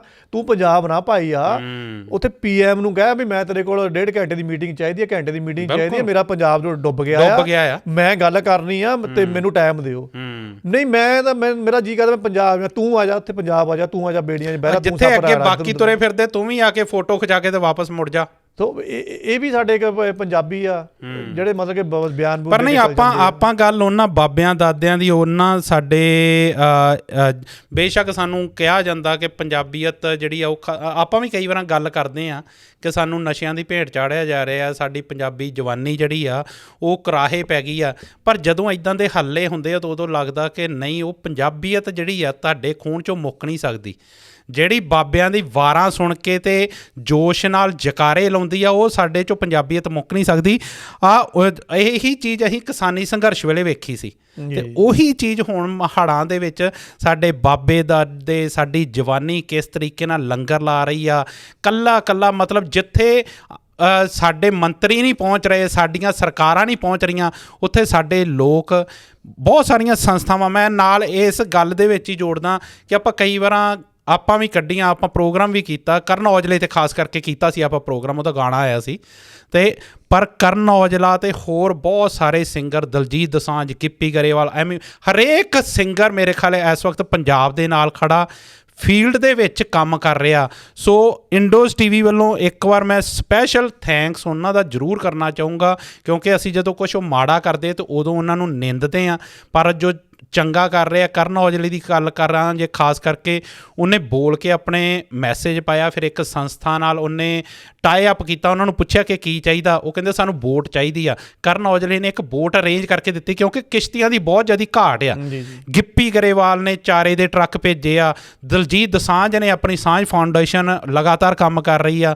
ਉਹਨਾਂ ਨੇ ਕਿਹਾ ਕਿ ਮੈਂ ਪਿੰਡ ਗੋਦ ਲਾਉਂਗਾ, ਕਿਉਂਕਿ ਲੜਾਈ ਲੰਬੀ, ਜਿੱਦਾਂ ਆਪਾਂ ਗੱਲ ਕੀਤੀ ਕਿ ਨਿਮਰਤ ਖਹਿਰਾ, ਸੁਨੰਦਾ ਸ਼ਰਮਾ, ਜਾਰਡਨ ਸੰਧੂ, ਜਿੰਨੇ ਵੀ ਆਪਾਂ ਨਾਮਵਰ ਗਾਇਕ ਲਈਏ ਇਸ ਵਕਤ, ਅਰਜਨ ਢਿੱਲੋਂ ਦੀ ਮੈਂ ਸੁਣ ਰਿਹਾ ਸੀ, ਇਸ ਵਕਤ ਸਾਰੇ ਆਪੋ ਆਪਣੇ ਤਰੀਕੇ ਨਾਲ ਸੇਵਾ ਨਿਭਾ ਰਹੇ ਆ। ਸੋ ਇੱਕ ਵਾਰ ਉਹਨਾਂ ਦਾ ਧੰਨਵਾਦ ਕਰਨਾ ਵੀ ਬਣਦਾ ਆ ਕਿ ਉਹ ਆਪਣਾ ਫਰਜ਼ ਸਮਝ ਕੇ ਪੰਜਾਬ ਨਾਲ ਖੜੇ ਆ। ਬਣਦਾ ਧੰਨਵਾਦ ਕਰਨਾ, ਜਿਹੜਾ ਜਿੱਥੇ ਜਿੱਥੇ ਬੈਠਾ ਆ ਉੱਥੇ ਬੈਠ ਕੇ ਵੀ ਸੇਵਾ ਕਰ ਸਕਦਾ। ਪਰ ਇੱਕ ਹੋਰ ਨਸਲ ਵੀ ਹੈਗੀ ਪੰਜਾਬੀਆਂ ਦੀ ਜੀ, ਹੁਣ ਫਿਰ ਦੁੱਖ ਲੱਗੂਗਾ। ਨਹੀਂ, ਆਪਾਂ ਸਾਰੀਆਂ ਨਸਲਾਂ ਤੇ ਹੀ ਗੱਲ ਕਰਨੀ ਆ। ਚਲੋ ਚ ਪੰਜਾਬੀ ਵੀ ਆਉਂਦੇ, ਚ ਹੋਰ ਵੀ ਆਉਂਦੇ ਆ। ਹੁਣ ਇੱਕ ਪਤਾ ਕੀ ਰਿਵਾਇਤ ਚੱਲ ਗਈ, ਮੇਰਾ ਗਾਣਾ ਆ ਜੀ, ਮੇਰਾ ਗਾਣਾ ਸੁਣੋ, ਉਹ 'ਚ ਮੈਂ 15% 20% ਨਾ ਫਿਰ ਰਿਲੀਫ ਫੰਡ 'ਚ ਪਾਊਂਗਾ, ਮੈਂ ਪੰਜਾਬ ਤੇ ਖਰਚੂੰਗਾ, ਹੜ੍ਹਾਂ ਦੀ ਤਰਾਸਦੀ 'ਚ ਆਈ ਆ। ਉਹ ਭਾਈ ਤੂੰ ਜਿਹੜਾ ਆਪਣਾ 100 ਰੁਪਈਆ ਕਮਾ ਕੇ ਉਹ 'ਚ 15 ਰੁਪਈਏ ਦੇਣੇ ਆ, ਤੇ ਜਿਹਨੇ ਤੇਰੇ ਤੇ ਪਹਿਲਾਂ 100 ਰੁਪਇਆ ਲਾਉਣਾ ਆ, ਉਹ 100 ਰੁਪਇਆ ਸਿੱਧਾ ਉੱਥੇ ਨਾ ਦੇ ਦੇਵੇ, ਉਹਨੂੰ ਕੁੱਤੇ ਨੇ ਵੱਢਿਆ ਹੋਇਆ। ਫਿਰ ਚਲੋ ਹੁਣ ਉੱਥੇ ਮੈਂ ਨਾਂ ਨਹੀਂ ਲੈਂਦਾ, ਕਿਉਂਕਿ ਫਿਰ ਥੋੜ੍ਹਾ ਬਾਲੀਵੁੱਡ ਦਾ ਫਿਰ ਬਣ ਜਾਂਦੇ ਨੇ, ਡਾਇਰੈਕਟਰ ਬਣ ਜਾਂਦੇ। ਮੇਰੀ ਫਿਲਮ ਦੇਖੋ ਜੀ, ਮੈਂ 15% ਪੰਜਾਬ ਦੇ ਹੜ੍ਹ ਪੀੜਤਾਂ ਨੂੰ ਦਊਂਗਾ। ਮਤਲਬ ਕਿ ਤੁਸੀਂ ਇਹਨੂੰ ਬਿਜ਼ਨਸ ਬਣਾ ਲਿਆ। ਬਿਲਕੁਲ, ਕਿ ਜੇ ਕਿਤੇ ਤਰਾਸਦੀ ਚੱਲਦੀ ਆ, ਪਹਿਲਾਂ ਮੇਰੀ ਆ ਕੇ ਫਿਲਮ ਦੇਖੋ, ਫਿਰ ਮੈਂ ਉੱਧਰ ਪੈਸੇ ਦਊਂਗਾ। ਠੀਕ ਆ, ਫਿਲਮ ਵਾਲਿਆਂ ਨੇ ਇਹ ਕੰਮ ਕਰਨਾ ਸ਼ੁਰੂ ਕਰ ਲਿਆ, ਗਾਣੇ ਵਾਲਿਆਂ ਨੇ ਇਹ ਕੰਮ ਕਰਨਾ ਸ਼ੁਰੂ ਕਰ ਲਿਆ, ਉਹਦੇ ਵਿੱਚ ਬਹੁਤੇ ਪੰਜਾਬੀ ਨੇ।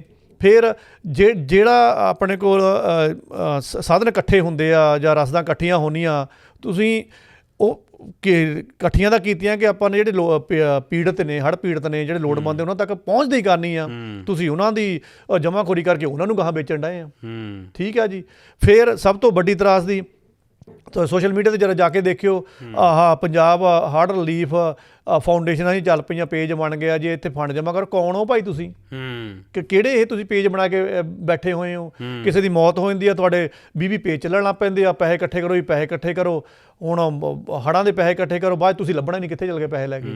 ਸੋ ਇਹ ਵੀ ਸਾਡੇ ਪੰਜਾਬੀ ਹੋਈ ਬੈਠੇ ਆ। ਬਿਲਕੁਲ। ਲਸਾੜਾ ਸਾਹਿਬ ਦੇਖੋ, ਕਹਿੰਦੇ ਹੁੰਦੇ ਆ ਕਿ ਜਦੋਂ ਜੇ 9 ਜਾਣੇ ਨੇਕੀ ਕਰਨ ਵਾਲੇ ਆਉਂਦੇ ਆ ਤੇ ਇੱਕ ਜਾਣਾ ਉਹ ਵੀ ਆਊਗਾ ਜਿਹਨੇ ਮੌਕੇ ਦਾ ਫਾਇਦਾ ਉਠਾਉਣਾ। ਤੇ ਉਹ ਲੋਕ ਹਮੇਸ਼ਾ ਮਾਨਸਿਕਤਾ ਉੱਦਾਂ ਦੀ ਹੁੰਦੀ ਹੈ ਕਿ ਤੁਹਾਡੀ ਮਾਨਸਿਕਤਾ ਕਿਵੇਂ ਆ ਕੰਮ ਕਰਦੀ। ਪਰ ਆਪਾਂ ਅੱਜ ਉਹਨਾਂ ਨੂੰ ਮੈਂ ਤਾਂ ਨਾਲ ਲਿਆ ਇਕੱਲੇ ਗਾਇਕ ਦੇ ਕਿ ਇਹਨਾਂ ਗਾਇਕਾਂ ਨੇ ਕੰਮ ਕੀਤਾ ਹੈ, ਲਗਾਤਾਰ ਕੰਮ ਕਰ ਰਹੇ ਆ। ਰਣਜੀਤ ਬਾਵਾ, ਹੋਰ ਜਿੰਨੇ ਵੀ ਨਾਮਵਰ ਮੈਂ ਗਾਇਕਾਂ ਦਾ ਨਾਮ ਲਿਆ ਆ, ਸਾਡੇ ਪੰਜਾਬੀ ਸੈਲੀਬ੍ਰਿਟੀ ਸੰਸਥਾਵਾਂ, ਖਾਲਸਾ ਏਡ, ਸਾਂਝ ਫਾਊਂਡੇਸ਼ਨ, ਹੇਮਕੁੰਟ ਫਾਊਂਡੇਸ਼ਨ, ਹੋਰ ਵੀ ਅਣਗਿਣਤ ਸੰਸਥਾਵਾਂ ਜਿਹੜੀਆਂ ਆ ਉਹ ਕੰਮ ਕਰ ਰਹੀਆਂ। ਸਾਨੂੰ ਇਕੱਲੇ ਨੂੰ ਸਲਾਉਣਾ ਚਾਹੀਦਾ, ਕਿਉਂਕਿ ਲਸਾੜਾ ਸਾਹਿਬ ਇਹ ਜਿਹੜੀ ਲੜਾਈ ਆ ਨਾ, ਇਹ ਅਜੇ ਸ਼ੁਰੂ ਹੋਈ ਹੈ। ਬਹੁਤ ਲੰਬੀ ਲੜਾਈ ਆ। ਜਦੋਂ ਜੋ ਪਾਣੀ ਉੱਤਰ ਜਾਣੇ, ਅਸਲੀ ਸਮੱਸਿਆ ਤਾਂ ਉਦੋਂ ਸ਼ੁਰੂ ਹੋਣੀ ਆ ਕਿ ਜਦੋਂ ਉਹ ਜਿਹੜੇ ਡੰਗਰ ਆ, ਜਿਹੜੇ ਮੱਝਾਂ ਮਰੀਆਂ ਪਈਆਂ ਆ ਉੱਥੇ, ਉਹ ਉਸ ਤੋਂ ਬਾਅਦ ਜਿਹੜਾ ਪਾਣੀ ਖੜਿਆ ਕਿੰਨਾ ਚਿਰ, ਜਿਹੜਾ ਖੇਤਾਂ ਵਿੱਚੋਂ ਦੀ ਪਾਣੀ ਲੰਘ ਗਿਆ, ਜਿਹੜੀ ਉਹ ਰੇਤ ਛੱਡ ਗਿਆ ਖੇਤਾਂ, ਬਹੁਤ ਸਾਰੇ ਥਾਵਾਂ 'ਤੇ ਸਾਨੂੰ ਮੁਸ਼ਕਿਲਾਂ ਆਉਣੀਆਂ ਆ। ਸੋ ਲੜਾਈ ਲੰਬੀ ਆ ਅਤੇ ਲੰਬੀ ਲੜਾਈ ਨੂੰ ਲੜਨਾ ਪੈਣਾ, ਅਤੇ ਉਹਦੇ ਲਈ ਸਾਨੂੰ ਸਾਰਿਆਂ ਦਾ ਸਾਥ ਚਾਹੀਦਾ। ਉਹਦੇ ਲਈ ਫਿਰ ਉਸ ਸਾਥ ਦੇ ਵਿੱਚ ਨਾ ਲੋਕਾਂ ਨੂੰ ਆਪਣੀ ਬਿਹਤਰ ਲੋਕੀ ਬਹੁਤ ਸੋਝੀ ਰੱਖਦੇ ਆ। ਲੋਕਾਂ ਨੇ ਨਾਲੇ ਨਾਲ ਛਿੱਤਰਪੇਟ ਵੀ ਕੀਤੀ ਨਾ ਬੰਦਿਆਂ ਦੇ ਕਿ ਮੇਰਾ ਗਾਣਾ ਸੁਣੋ, ਮੇਰੀ ਫਿਲਮ ਦੇਖੋ, ਮੈਂ ਦਾਨ ਕਰੂੰਗਾ। ਉੱਥੇ ਛਿੱਤਰਪੇਟ ਵੀ ਇਹਨਾਂ ਦੀ ਹੋਈ ਆ ਥੋੜ੍ਹੀ ਜਿਹੀ ਸੋਸ਼ਲ ਮੀਡੀਆ ਦੇ ਉੱਪਰ। ਪਰ ਲੋਕਾਂ ਨੂੰ ਨਾ ਸਰਕਾਰ ਦੀ ਵੀ ਥੋੜ੍ਹੀ ਦੇਖਣਾ ਚਾਹੀਦਾ ਆ ਵੀ ਥੋੜ੍ਹੀ ਖਿਚਾਈ ਕਰਕੇ ਹੋਰ ਰੱਖੋ। ਸਰਕਾਰ ਹਜੇ ਵੀ, ਸੂਬਾ ਸਰਕਾਰ ਇਹ ਕਹੀ ਜਾਂਦੇ ਵੀ ਦੇਖੋ ਜੀ ਆਫਤਾ ਫੰਡ ਤਾਂ ਪਿਆ ਆ ਜੀ, ਤੇ ਪਰ ਅਸੀਂ ਉਹਨੂੰ ਵਰਤ ਨਹੀਂ ਸਕਦੇ। ਦੇਵ ਜੀ ਇੱਦਾਂ ਨਹੀਂ ਹੁੰਦੀ ਹੈਗੀ। ਸੂਬਾ ਸਰਕਾਰ ਦੇ ਤੇ ਜਿਹੜੇ ਉਹ ਕੋਈ ਵੀਡੀਓ ਬਣਾ ਰਿਹਾ ਆ ਕਿ ਤੁਸੀਂ ਨਾ ਦੁਕਾਨਦਾਰਾਂ ਨੂੰ ਜਾ ਕੇ ਬੇਨਤੀਆਂ ਕਰ ਰਹੇ ਵੀ ਤੁਸੀਂ ਸਮਾਨ ਦਾ ਰੇਟ ਜ਼ਿਆਦਾ ਨਹੀਂ ਲਾਉਣਾ, ਇੱਥੇ ਕੁਦਰਤੀ ਆਪਦਾ। ਮੈਨੂੰ ਲੱਗਦਾ ਕਿ ਜੇ ਸਰਕਾਰ ਨੇ ਆਪਣਾ ਰੋਲ ਚੰਗੀ ਤਰ੍ਹਾਂ ਨਿਭਾਇਆ ਹੁੰਦਾ ਤਾਂ ਫਿਰ ਇਹ ਚੀਜ਼ਾਂ ਸਾਨੂੰ ਸ਼ਾਇਦ ਪ੍ਰੋਬਲਮਸ ਆਉਣੀਆਂ ਹੀ ਨਹੀਂ ਸੀ। ਚਲੋ ਜਿਹੜਾ ਪਹਿਲਾਂ ਨਲਾਇਕੀਆਂ ਹੋ ਗਈਆਂ, ਪਾਣੀ ਦੀ ਵਿਉਂਤ ਨਹੀਂ ਬਣਾਉਣੀ ਆਈ, ਜਾਂ ਤੁਹਾਡੇ ਹੱਥ ਵਸੇ ਹੈ ਨਹੀਂਗਾ ਜਿਹਦੇ ਕਰਕੇ ਫਿਰ ਇਸ ਤਰ੍ਹਾਂ ਹੁੰਦਾ ਹੈ, ਉਹ ਤਾਂ ਚਲੋ ਜਿਹੜੀਆਂ ਹੋ ਗਈਆਂ। ਸਰਕਾਰ ਹੁਣ ਕੀ ਕਰ ਸਕਦੀ, ਜਾਂ ਅਸੀਂ ਕੀ ਦਬਾਅ ਪਾ ਸਕਦੇ ਹਾਂ? ਦੇਖੋ, ਜੇ ਸਰਕਾਰ ਇਹ ਕਹੀ ਜਾਂਦੀ ਹੈ ਕਿ ਅਸੀਂ ਉਹ ਆਫਤ ਵਾਲਾ ਪੈਸਾ ਵਰਤ ਨਹੀਂ ਸਕਦੇ, ਇਹ ਸਾਰਾ ਝੂਠ ਆ। ਪਹਿਲੀ ਗੱਲ ਤਾਂ ਤੁਸੀਂ ਇੰਨੀ ਦੇਰ ਕਿਉਂ ਲਗਾਈ ਆ? ਇਸ ਨੂੰ ਕੁਦਰਤੀ ਆਫਤ ਦੀ ਜਿਹੜੀ ਚਿੱਠੀ ਸੈਂਟਰ ਨੂੰ ਕੱਢਣੀ ਹੁੰਦੀ ਆ, ਤੁਸੀਂ ਇੰਨੀ ਦੇਰ ਬਾਅਦ ਕਿਉਂ ਦਿੱਤੀ ਆ? ਠੀਕ ਹੈ, ਚਲੋ ਦੇਰ ਆਏ ਦਰੁਸਤ ਆਏ। ਧੰਨਵਾਦ CM ਸਾਹਿਬ ਦਾ ਕਿ ਉਹਨਾਂ ਨੇ ਚਿੱਠੀ 'ਚ ਲਿਖ ਦਿੱਤਾ ਕਿ ਕੁਦਰਤੀ ਆਫਤ 'ਤੇ ਸਾਨੂੰ ਰਿਲੀਫ ਫੰਡ ਵੱਡਾ ਦਿੱਤਾ ਜਾਵੇ। ਚਲੋ ਠੀਕ ਆ, ਲੇਕਿਨ ਜਦੋਂ ਤੁਸੀਂ ਉਸ ਆਫਤ ਨੂੰ ਡਿਕਲੇਅਰ ਕਰ ਦਿੰਦੇ ਹੋ, ਸੈਂਟਰ ਵਾਲਿਆਂ ਨੇ ਕਰਨਾ ਜਾਂ ਨਹੀਂ ਕਰਨਾ ਉਹ ਬਾਅਦ ਦੀ ਗੱਲ ਆ, ਜਾਂ ਹੋਰ ਕੋਈ ਉਹ ਤੋਂ ਇਲਾਵਾ ਕੋਈ ਪੈਕੇਜ ਦੇਣਾ ਜਾਂ ਨਹੀਂ ਦੇਣਾ ਉਹ ਬਾਅਦ ਦੀ ਗੱਲ ਆ। ਜਿਹੜਾ ਕੋਟਾ ਸੂਬਿਆਂ ਦੀ ਰੱਖਿਆ ਹੁੰਦਾ ਕਿ ਤੁਹਾਡੇ ਕੋਈ ਕੁਦਰਤੀ ਕੋਈ ਆਫਤ ਆਉਂਦੀ ਹੈ, ਤੁਸੀਂ ਪੈਸਾ ਵਰਤਣਾ ਆ, ਉਹ ਲੈਟਰ ਨਿਕਲਦੇ ਸਾਰੇ ਬਿਨਾਂ ਸੈਂਟਰ ਦੀ ਪ੍ਰਵਾਨਗੀ ਤੋਂ ਉਹ 'ਚੋਂ ਕੁਛ ਪੈਸਾ ਤੁਸੀਂ ਸਿੱਧਾ ਵਰਤ ਸਕਦੇ ਆ। ਸੂਬਾ ਸਰਕਾਰ ਕਿਉਂ ਨਹੀਂ ਵਰਤਦੀ? ਕਿਉਂ ਨਹੀਂ ਸੂਬਾ ਸਰਕਾਰ, ਜੇ ਤੁਹਾਨੂੰ 100 ਰੁਪਇਆ ਸੈਂਟਰ ਵੱਲੋਂ ਆਉਣਾ ਉਸ ਕੁਦਰਤੀ ਆਫਤ ਦੇ ਵਿੱਚ, ਘੱਟ ਤੋਂ ਘੱਟ 15-20 ਰੁਪਏ ਇਹੋ ਜਿਹੜੇ ਤੁਸੀਂ ਉਹਨਾਂ ਦੀ ਬਿਨਾਂ ਇਜਾਜ਼ਤ ਤੋਂ ਵਰਤ ਸਕਦੇ। ਉਸ 15-20% ਨੂੰ ਦੱਸੋ ਕਿੰਨੇ ਹਜ਼ਾਰ ਕਰੋੜ ਬਣਦਾ ਆ। ਉਹਦੇ ਵਿੱਚ ਤੁਸੀਂ ਇਹ ਦੱਸੋ ਕਿ ਭਾਈ ਫਲਾਣੇ ਭਾਈ ਤੇਰਾ ਇੰਨਾ ਨੁਕਸਾਨ ਹੋਇਆ, ਉਹਦੇ ਵਿੱਚ ਤੁਹਾਡੀਆਂ 4 ਮੱਝਾਂ ਜਾਂ 2 ਮੱਝਾਂ ਤੁਹਾਨੂੰ ਪੈਦਾ ਕਰਕੇ ਦੇਵਾਂਗੇ, ਇੱਕ ਦੇਵਾਂਗੇ, ਚਾਹੇ ਦੂਜੇ ਰਾਜਾਂ ਤੋਂ ਲਿਆਉਣੀਆਂ ਪੈਣ, ਤੁਹਾਡੀਆਂ ਬੰਬੀਆਂ ਠੀਕ ਕਰਵਾਵਾਂਗੇ, ਤੁਹਾਡੇ ਲਈ ਪਿੰਡ 'ਚ ਟਰੈਕਟਰ ਵੀ ਖੜੇ ਕਰਾਂਗੇ, ਜਾਂ ਜਿਹੜਾ ਰੇਤ ਆ ਉਹਦੇ ਅਧਿਕਾਰ ਵੀ ਤੁਹਾਨੂੰ ਦੇਵਾਂਗੇ, ਤੁਸੀਂ ਉਹ ਭਰਤੀ ਚੁਕਾ ਕੇ ਉਹ ਰੇਤ ਨੂੰ ਵਰਤ ਵੀ ਲਓ, ਉਹਦੇ ਨਾਲ ਚੁਕਵਾ ਵੀ ਦਿਓ, ਵਗੈਰਾ। ਲੇਕਿਨ ਸਰਕਾਰ ਉੱਥੇ ਫਿਰ ਮੂਕ ਦਰਸ਼ਕ ਬਣੀ ਹੋਈ ਆ। ਸੋ ਅਗਰ ਇਹੋ ਜਿਹੀਆਂ ਕੁਛ ਇਹ ਕਾਰਵਾਈਆਂ ਕਰਨ ਤਾਂ ਲੋਕਾਂ ਨੂੰ ਧਰਾਸ ਵੱਧਦਾ ਆ। ਮੂਹਰੇ ਧੁੱਪ ਨਿਕਲਣੀ ਆ, ਪਾਣੀ ਠੱਲਣਾ ਆ ਜਦੋਂ, ਤੇ ਉੱਥੇ ਬੜਾ ਮੁਸ਼ਕਿਲ ਮਾਹੌਲ ਬਣਨਾ ਆ, ਬਿਮਾਰੀਆਂ ਵੀ ਫੈਲਣੀਆਂ, ਔਖਾ ਹੋਣਾ ਹੈ, ਬਿਮਾਰੀਆਂ ਫੈਲਣੀਆਂ ਆ। ਮਤਲਬ ਅਸਲੀ ਨੁਕਸਾਨ ਜਿਨ੍ਹਾਂ ਦੇ ਘਰ ਢੱਠ ਗਏ, ਜਿਨ੍ਹਾਂ ਕੋਲ ਰਹਿਣ ਲਈ ਕੋਈ ਥਾਂ ਨਹੀਂ ਆ, ਉਹਨਾਂ ਕਿੱਥੇ ਵਾਪਸ ਜਾਣਾ ਆ? ਜਿਹੜੇ ਬਿਮਾਰੀ ਹੋਣੀ ਆ ਉਹਨਾਂ ਦਾ ਇਲਾਜ ਕਿਵੇਂ ਕੀਤਾ ਜਾਣਾ? ਜਿਹੜੀ ਖੇਤਾਂ ਜਿਵੇਂ ਆਪਾਂ ਗੱਲ ਕੀਤੀ ਕਿ ਰੇਤ ਆ ਜਾਣੀ, ਜਿਹੜੀ ਪਾਣੀ ਲੈ ਆਇਆ ਉਹ ਕਿਵੇਂ ਚੁੱਕੀ ਜਾਣੀ ਆ? ਸੋ ਬਹੁਤ ਲੰਬੀ ਲੜਾਈ ਆ। ਮੈਡੀਕਲ ਦੇ ਵਿੱਚ ਤਾਂ ਇਹ ਆ ਨਾ ਵੀ ਇਹਨਾਂ ਨੂੰ ਪਹਿਲਾਂ ਬਿਉਂਤ ਹੁਣ ਬਣਾ ਲਿਆ ਚਾਹੀਦੀ ਕਿ ਤੁਹਾਡੇ ਕੋਲ ਪ੍ਰੋਪਰ ਮੈਡੀਸਨਸ, ਚਲੋ ਮੰਨ ਲਓ ਤੁਹਾਡੇ ਕੋਲ ਦਵਾਈਆਂ ਹੈਗੀਆਂ, ਜੇ ਅਮਲਾ ਹੀ ਹੈ ਨਹੀਂਗਾ, ਮੈਂ ਤਾਂ ਆਪਣੇ ਵੱਲੋਂ ਇਹ ਬੇਨਤੀ ਕਰੂੰਗਾ ਸੂਬਾ ਸਰਕਾਰ ਨੂੰ ਕਿ ਜਿਹੜੇ ਪਿੰਡਾਂ ਦੇ ਵਿੱਚ ਆਪਾਂ ਕਹਿੰਦੇ ਨੇ ਨਾ ਵੀ ਇਹ RMP ਆ ਫਲਾਨਾ ਆ ਉੱਦੇ ਖੌਤੀ ਡੂੜੇ ਭਾਈ ਉਹਨਾਂ ਦੀਆਂ ਸੇਵਾਵਾਂ ਲੈ ਲਓ। ਇੰਨਾ ਕੁ ਤਾਂ ਉਹ ਸੰਭਾਲ ਸਕਦੇ ਜੇ ਉਹਨਾਂ ਕੋਲ ਉੱਥੇ ਮੈਡੀਕਲ ਦਾ ਸਮਾਨ ਪਿਆ ਹੋਊਗਾ ਉਹ ਸੰਭਾਲ ਲੈਣਗੇ ਲੋਕਾਂ ਨੂੰ। ਉਹਨਾਂ ਨੂੰ ਸ਼ਾਬਾਸ਼ ਦਿਓ। ਤੇ ਮੈਂ ਨਹੀਂ ਕਹਿੰਦਾ ਉਹਨਾਂ ਨੂੰ ਬਾਅਦ ਪੱਕੇ ਡਾਕਟਰ ਬਣਾਉਣਾ ਆ ਪਰ ਉਹਨੇ ਸੇਵਾਵਾਂ ਲਈਆਂ ਜਾ ਸਕਦੀਆਂ। ਬਿਲਕੁਲ, ਪਰ ਸਰਕਾਰ ਦੇ ਨਾਲ ਮੈਂ ਇੱਕ ਅਪੀਲ ਆਪਣੇ ਆਮ ਲੋਕਾਂ ਲਈ ਵੀ, ਕਿਉਂਕਿ ਲਸਾੜਾ ਸਾਹਿਬ ਜਿੱਦਾਂ ਆਪਾਂ ਹਮੇਸ਼ਾ ਗੱਲ ਕਰਦੇ ਹੁੰਦੇ ਕਿ ਅਸੀਂ ਬਹੁਤ ਛੇਤੀ ਭੁੱਲ ਜਾਂਦੇ ਹਾਂ ਜੀ। ਪਿੱਛੇ ਮੈਨੂੰ ਲੱਗਦਾ ਕਿ ਜਦੋਂ ਆਪਾਂ ਸਕਰੋਲਿੰਗ ਕਰਦੀ ਤਾਂ ਹਰ ਵੀਡੀਓ ਜਿਹੜੀ ਹਰਜਿੰਦਰ ਸਿੰਘ ਦੀ ਆਉਂਦੀ ਸੀ ਉਹ ਫਲੋਰੀਡਾ ਟਰੱਕ ਡਰਾਈਵਰ ਦੀ। ਜੀ ਹੁਣ ਇਸ ਵਕਤ ਮਤਲਬ ਹੜ੍ਹਾਂ ਦੀ ਆ ਰਹੀ ਆ ਹਰੇਕ ਵੀਡੀਓ। ਜਦੋਂ ਕੱਲ੍ਹ ਨੂੰ ਕੋਈ ਹੋਰ ਖਬਰ ਆ ਗਈ ਤਾਂ ਸਾਡੇ ਪੰਜਾਬੀ ਜਿਹੜੇ ਖਾਸ ਕਰਕੇ ਬਾਹਰ ਬੈਠੇ ਆ ਉਹਨਾਂ ਦਾ ਰੋਲ ਬਹੁਤ ਜ਼ਿਆਦਾ ਅਹਿਮ ਰਿਹਾ। ਹਮੇਸ਼ਾ ਪੰਜਾਬ ਦੇ ਨਾਲ NRI ਖੜਦਾ ਰਿਹਾ ਆ। ਪੰਜਾਬ ਤਾਈਓ ਮਤਲਬ ਵੀ ਬਹੁਤਾ ਜ਼ਿਆਦਾ ਉਹ ਸਰਕਾਰਾਂ ਵੱਲ ਨਹੀਂ ਤੱਕਦਾ, ਕਿਉਂਕਿ ਪੰਜਾਬੀ ਜਿੱਥੇ ਮਰਜ਼ੀ ਚਲੇ ਜਾਏ ਹਮੇਸ਼ਾ ਪੰਜਾਬੀਅਤ ਦੇ ਨਾਲ ਰਹਿੰਦਾ, ਪੰਜਾਬ ਉਹਦੇ ਨਾਲ ਰਹਿੰਦਾ ਆ। ਸੋ ਮੈਂ ਬੇਨਤੀ ਉਹਨਾਂ ਨੂੰ ਜ਼ਰੂਰ ਕਰਨੀ ਚਾਹੂੰਗਾ, ਕਿਉਂਕਿ ਜਿੱਦਾਂ ਆਪਾਂ ਗੱਲ ਕੀਤੀ ਨਾ ਕਿ ਇਹ ਲੜਾਈ ਬਹੁਤ ਲੰਬੀ ਆ। ਇਹ ਤਾਂ ਅਸੀਂ ਹੁਣ ਕੱਲ੍ਹ ਨੂੰ ਹੋਰ ਕੋਈ ਖਬਰ ਆ ਗਈ ਤਾਂ ਅਸੀਂ ਸ਼ਾਇਦ ਇਸ ਚੀਜ਼ ਨੂੰ ਵੀ ਭੁੱਲ ਜਾਈਏ, ਪਰ ਸਾਨੂੰ ਇਹ ਭੁੱਲਣਾ, ਕਿਉਂਕਿ ਜਿਨ੍ਹਾਂ ਦੇ ਜਿੱਦਾਂ ਮੈਂ ਗੱਲ ਕੀਤੀ ਕਿ 2 ਪੁੱਤ ਤੁਰ ਗਏ ਉਹਨਾਂ ਲਈ ਹਮੇਸ਼ਾ ਲਈ ਜ਼ਿੰਦਗੀ ਬਦਲ ਗਈ। ਜਿਨ੍ਹਾਂ ਦੀਆਂ ਡੰਗਰ ਮਰ ਗਏ ਉਹਨਾਂ ਦੀ ਜਿਹੜੀ ਜ਼ਿੰਦਗੀ ਆ ਉਹ ਬਦਲ ਗਈ। ਜਿਨ੍ਹਾਂ ਦੇ ਘਰ ਢੱਠ ਗਏ ਉਹਨਾਂ ਦੀ ਜ਼ਿੰਦਗੀ ਬਦਲ ਗਈ। ਅਸਲੀ ਲੜਾਈ ਉਹਨਾਂ ਦੀ ਉਦੋਂ ਸ਼ੁਰੂ ਹੋਣੀ ਆ ਜਦੋਂ ਇਹ ਮੀਡੀਆ ਟੈਨਸ਼ਨ ਘਟਣੀ ਆ, ਪਾਣੀ ਲੱਥਣਾ ਆ ਤੇ ਉਦੋਂ ਸਾਨੂੰ ਉਹਨਾਂ ਲੋਕਾਂ ਦੇ ਨਾਲ ਖੜਨ ਦੀ ਲੋੜ ਆ, ਕਿਉਂਕਿ ਬਹੁਤ ਜ਼ਿਆਦਾ ਕੋਈ ਲੋਕ ਐਸੇ ਆ ਜਿਹੜੇ ਸਿਰਫ ਮੀਡੀਆ ਟੈਨਸ਼ਨ ਕਰਕੇ ਕੰਮ ਕਰ ਰਹੇ, ਉਦੋਂ ਉਹਨਾਂ ਨੇ ਨਾਲ ਨਹੀਂ ਖੜਨਾ। ਬਿਲਕੁਲ। ਸੋ ਕੱਲੇ ਪਿੰਡ ਤੋਂ ਸ਼ਹਿਰ ਤੋਂ ਮੈਂ ਖਾਸ ਕਰਕੇ ਬ੍ਰਿਸਬੇਨ ਗੁਰਦੁਆਰਾ ਜਿਹੜੀ ਕਮੇਟੀ ਆ ਇੱਥੇ ਉਹਨਾਂ ਨੇ ਕਾਲ ਦਿੱਤੀ ਆ, ਇੱਕ ਰਿਲੀਫ ਫੰਡ ਬਣਾਇਆ ਆ, ਇੱਕ ਸੈਟਅਪ ਕੀਤਾ ਜਾ ਰਿਹਾ। ਉਹਨਾਂ ਨੇ ਕਾਲ ਦਿੱਤੀ ਕੱਲ੍ਹ ਕਿ ਇੱਥੋਂ ਦੀ ਜਿੰਨੀ ਵੀ ਸੰਗਤ ਆ ਉਹ ਉਸ ਫੰਡ ਦੇ ਵਿੱਚ ਪੈਸੇ ਪਾਵੇ ਅਤੇ ਉਹ ਇੱਕ ਟਰਾਂਸਪੇਰੈਂਸੀ ਨਾਲ ਉੱਥੇ ਕਿਸੇ ਜਿਹੜੀ ਜ਼ਿੰਮੇਵਾਰ ਸੰਸਥਾ ਆ ਉਹਨੂੰ ਉਹ ਭੇਜਣਗੇ ਤਾਂ ਜੋ ਜਿਹੜੇ ਬਾਅਦ 'ਚੋਂ ਹਾਲਾਤ ਪੈਦਾ ਹੋਣੇ ਆ ਉਹਦੇ ਵਿੱਚ ਸਹਾਈ ਹੋਇਆ ਜਾਵੇ। ਸੋ ਮੇਰੀ ਅਪੀਲ ਇਹੀ ਹੈ ਕਿ ਕੱਲੇ ਕਿਉਂਕਿ ਹਮੇਸ਼ਾ ਅਸੀਂ NRI ਦੀ ਗੱਲ ਕਰੀਏ, ਮਾਫ਼ ਕਰਿਓ ਗੱਲ ਥੋੜ੍ਹੀ ਜਿਹੀ ਲੰਬੀ ਆ, ਪਰ ਅਸੀਂ NRI ਹਮੇਸ਼ਾ ਮੇਲੇ ਲਾਉਂਦੇ ਹਾਂ, ਕਬੱਡੀ ਖੇਡ ਮੇਲੇ, ਕਦੀ ਕੋਈ ਸਿੰਗਰਾਂ ਨੂੰ ਬੁਲਾਉਂਦੇ ਹਾਂ। ਜੇ ਅਸੀਂ 1 ਸਾਲ ਇਹ ਕੁਛ ਨਹੀਂ ਕਰਾਂਗੇ ਤਾਂ ਸਾਡਾ ਕੁਛ ਨਹੀਂ ਘਟਣ ਲੱਗਾ। ਪਰ ਜੇ ਆਪਣਾ ਦਸਵੰਧ ਇਸ ਵਾਰ ਅਸੀਂ ਉਹਨਾਂ ਹੜ੍ਹ ਪੀੜਤਾਂ ਦੇ ਲੇਖੇ ਲਾ ਦਈਏ, ਪਿੰਡਾਂ ਤੇ ਖਾਸ ਕਰਕੇ ਜੇ ਬਾਹਰ ਬੈਠੇ ਆ ਸ਼ਹਿਰਾਂ ਤੇ ਅੱਜ ਗੁਰਦੁਆਰਾ ਸਾਹਿਬ ਵੱਲੋਂ ਬੰਨ ਕਮੇਟੀਆਂ ਇੱਕ ਸੇਵਾ ਸ਼ੁਰੂ ਕੀਤੀ ਜਾਵੇ, ਫਿਰ ਉਹ ਸੇਵਾ ਉਹ ਪੈਸਾ ਸਹੀ ਢੰਗ ਨਾਲ ਲੱਗੇ ਤਾਂ ਮੈਨੂੰ ਲੱਗਦਾ ਕਿ ਪੰਜਾਬ ਜਿਹੜਾ ਆ ਉਹ ਮੁੜ ਆਪਣੇ ਪੈਰਾਂ 'ਤੇ ਖੜਾ ਹੋ ਜਾਊਗਾ। ਇਹਦੇ ਵਿੱਚ ਦੋ ਗੱਲਾਂ ਜਾਂਦੇ ਹੋਰ ਪਾ ਦਿੰਦੇ ਆ ਜੀ। ਤੁਸੀਂ ਕਹਿੰਦੇ ਹੋ ਵੀ ਇਹ ਮੇਲੇ ਮੂਲੇ ਜਾਂ ਜਿਹੜੇ ਸਿੰਗਰ ਵਗੈਰਾ ਆਉਂਦੇ ਨੇ ਉਹ ਇਸ ਸਾਲ ਦੇ ਲਈ ਨਾ ਪਾਓ, ਚਲੋ 2 ਸਾਲ ਲਈ ਨਾ ਪਾਓ, ਪਰ ਖੈਰ ਪ੍ਰੈਕਟੀਕਲੀ ਔਖਾ ਆ ਕਿਉਂਕਿ ਜਿਹੜੇ ਪ੍ਰੋਗਰਾਮ ਚੱਲ ਰਹੇ ਨੇ ਉੱਥੇ ਵੀ ਇਹ ਹਾਂਜੀ ਮੇਰੇ ਸ਼ੋਅ ਦਾ 15-20% ਜੀ ਮੈਂ ਉੱਥੇ ਫੰਡ 'ਚ ਪਾਇਆ, ਇੱਦਾਂ ਦੇ ਬੜੇ ਬਹਾਨੇ ਹੁੰਦੇ ਨੇ। ਜਿਹੜੀਆਂ ਜ਼ਿੰਮੇਵਾਰ ਔਰਗੇਨਾਈਜੇਸ਼ਨਸ ਜੇ ਉਹ ਫੰਡ ਇਕੱਠਾ ਕਰਦੀਆਂ ਠੀਕ ਆ, ਉਹਦੇ ਵਿੱਚ ਪੈਸੇ ਤੁਸੀਂ ਪਾ ਸਕਦੇ ਆ ਰਾਦਰ ਦੈਨ ਕਿਹੜੇ ਆਪੋ ਬਣੇ ਪੇਜ ਬਣੇ ਹੋਏ ਆ ਜੀ। ਬਿਲਕੁਲ। ਲੇਕਿਨ ਇੱਕ ਤੁਸੀਂ ਤੁਹਾਡੀ ਜੇਬ ਆ, ਤੁਸੀਂ ਆਪਣਾ ਦਸਵੰਧ ਕੱਢਣੀ ਆ, ਜਿੰਨਾ ਪਾਣਾ ਪਾ ਦਿਓ, ਪਰ ਜ਼ਿੰਮੇਵਾਰ ਸੰਸਥਾ ਦੇ ਕੋਲ ਪਾਓ ਜਿਹੜਾ ਪਹੁੰਚਦਾ ਵੀ ਹੋਵੇ ਪੈਸਾ। ਲੇਕਿਨ ਸਭ ਤੋਂ ਜ਼ਿਆਦਾ ਜ਼ਰੂਰੀ ਪਤਾ ਦੇਵ ਸਾਹਿਬ ਕੀ ਹੁੰਦਾ ਆ, ਸਾਨੂੰ ਫਿਰ ਵੀ ਤੁਹਾਡੇ ਕੋਲ ਰਹਿੰਦਾ ਕਿ ਪੈਸੇ ਤਾਂ ਯਾਰ ਮੈਂ ਵੀ $1000 ਪਾਤਾ ਸੀ, $1500 ਪਾਤਾ ਸੀ, ਯਾਰ ਲੋੜ ਤਾਂ ਮੇਰੇ ਪਿੰਡ ਨੂੰ ਵੀ ਆ, ਮੈਨੂੰ ਕੀ ਪਤਾ ਪੈਸਾ ਕਿੱਧਰ ਲੱਗ ਗਿਆ ਜਾਂ ਕਿੱਧਰ ਗਿਆ ਆ। ਉਹ ਮੰਨ ਲਓ ਕਿ ਤਸੱਲੀ ਨਹੀਂ ਹੁੰਦੀ ਦਸਵੰਧ ਕੱਢਣ ਤੋਂ ਬਾਅਦ ਵੀ। ਬਿਹਤਰ ਤਰੀਕਾ ਇਹ ਆ, ਮੈਂ ਨਹੀਂ ਕਹਿੰਦਾ ਨਾ ਪਾਓ, ਕੋਈ ਗੱਲ ਨਹੀਂ ਹੈਗੀ, ਜਿੱਥੇ ਵੀ ਲੱਗਣਗੇ ਲੋਕਾਂ ਦੇ ਉੱਪਰ। ਹਰੇਕ ਪਿੰਡ 'ਚੋਂ ਬੰਦੇ ਬਾਹਰ ਗਏ ਹੋਏ ਆ, ਬਿਲਕੁਲ ਠੀਕ ਆ ਜੀ।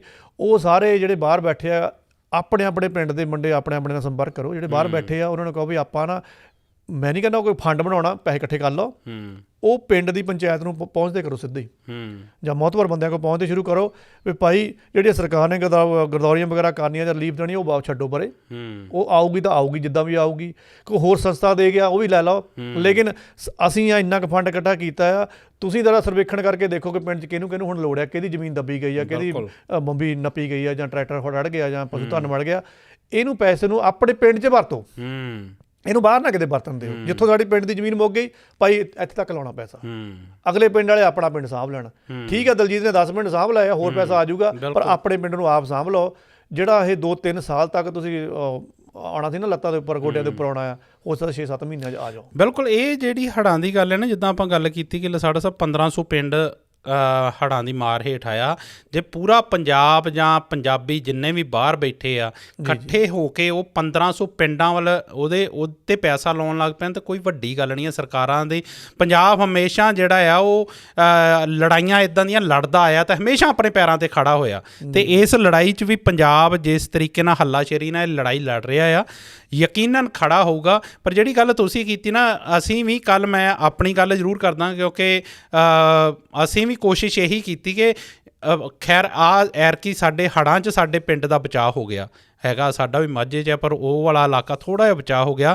ਪਰ ਅਸੀਂ ਕੋਸ਼ਿਸ਼ ਕਰ ਰਹੇ ਹਾਂ ਕਿ ਜਿਸ ਤਰੀਕੇ ਨਾਲ ਸਾਡੇ ਪਿੰਡ ਦੇ ਜਿੰਨੇ ਵੀ ਨੌਜਵਾਨ ਬਾਹਰ ਬੈਠੇ ਆ, ਇੱਕ ਟਰਸਟ ਬਣਾਇਆ ਜਾਵੇ ਜਾਂ ਇੱਕ ਕਮੇਟੀ ਬਣਾਈ ਜਾਵੇ ਜਿਹਦੇ ਵਿੱਚ ਜਿੰਨੇ ਵੀ ਨੌਜਵਾਨ ਬਾਹਰ ਬੈਠੇ ਉਹ ਮਹੀਨੇ ਦੇ ਮਹੀਨੇ ਕੋਈ ਬੱਝਵਾਂ ਪੈਸਾ ਜਿਹੜਾ ਉਹਦੇ ਵਿੱਚ ਪਾਉਣ।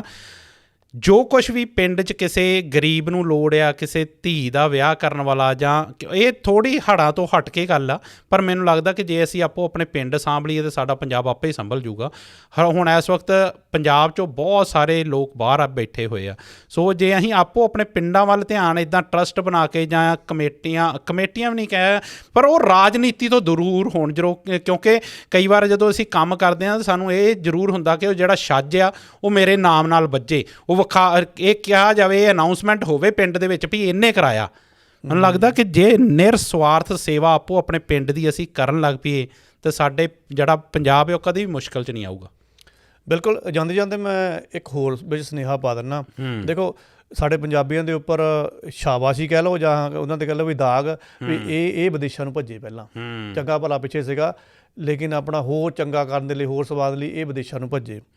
ਚਲੋ ਹਰੇਕ ਦਾ ਆਪਣਾ ਤਰਕ ਆ, ਗਏ ਆ ਪੰਜਾਬੀ, ਠੀਕ ਆ, ਕੋਈ ਗੱਲ ਨਹੀਂ, ਉਹਨਾਂ ਨੇ ਕੰਮ ਕਾਰ ਕੀਤੇ ਆ, ਠੀਕ ਆ ਜੀ।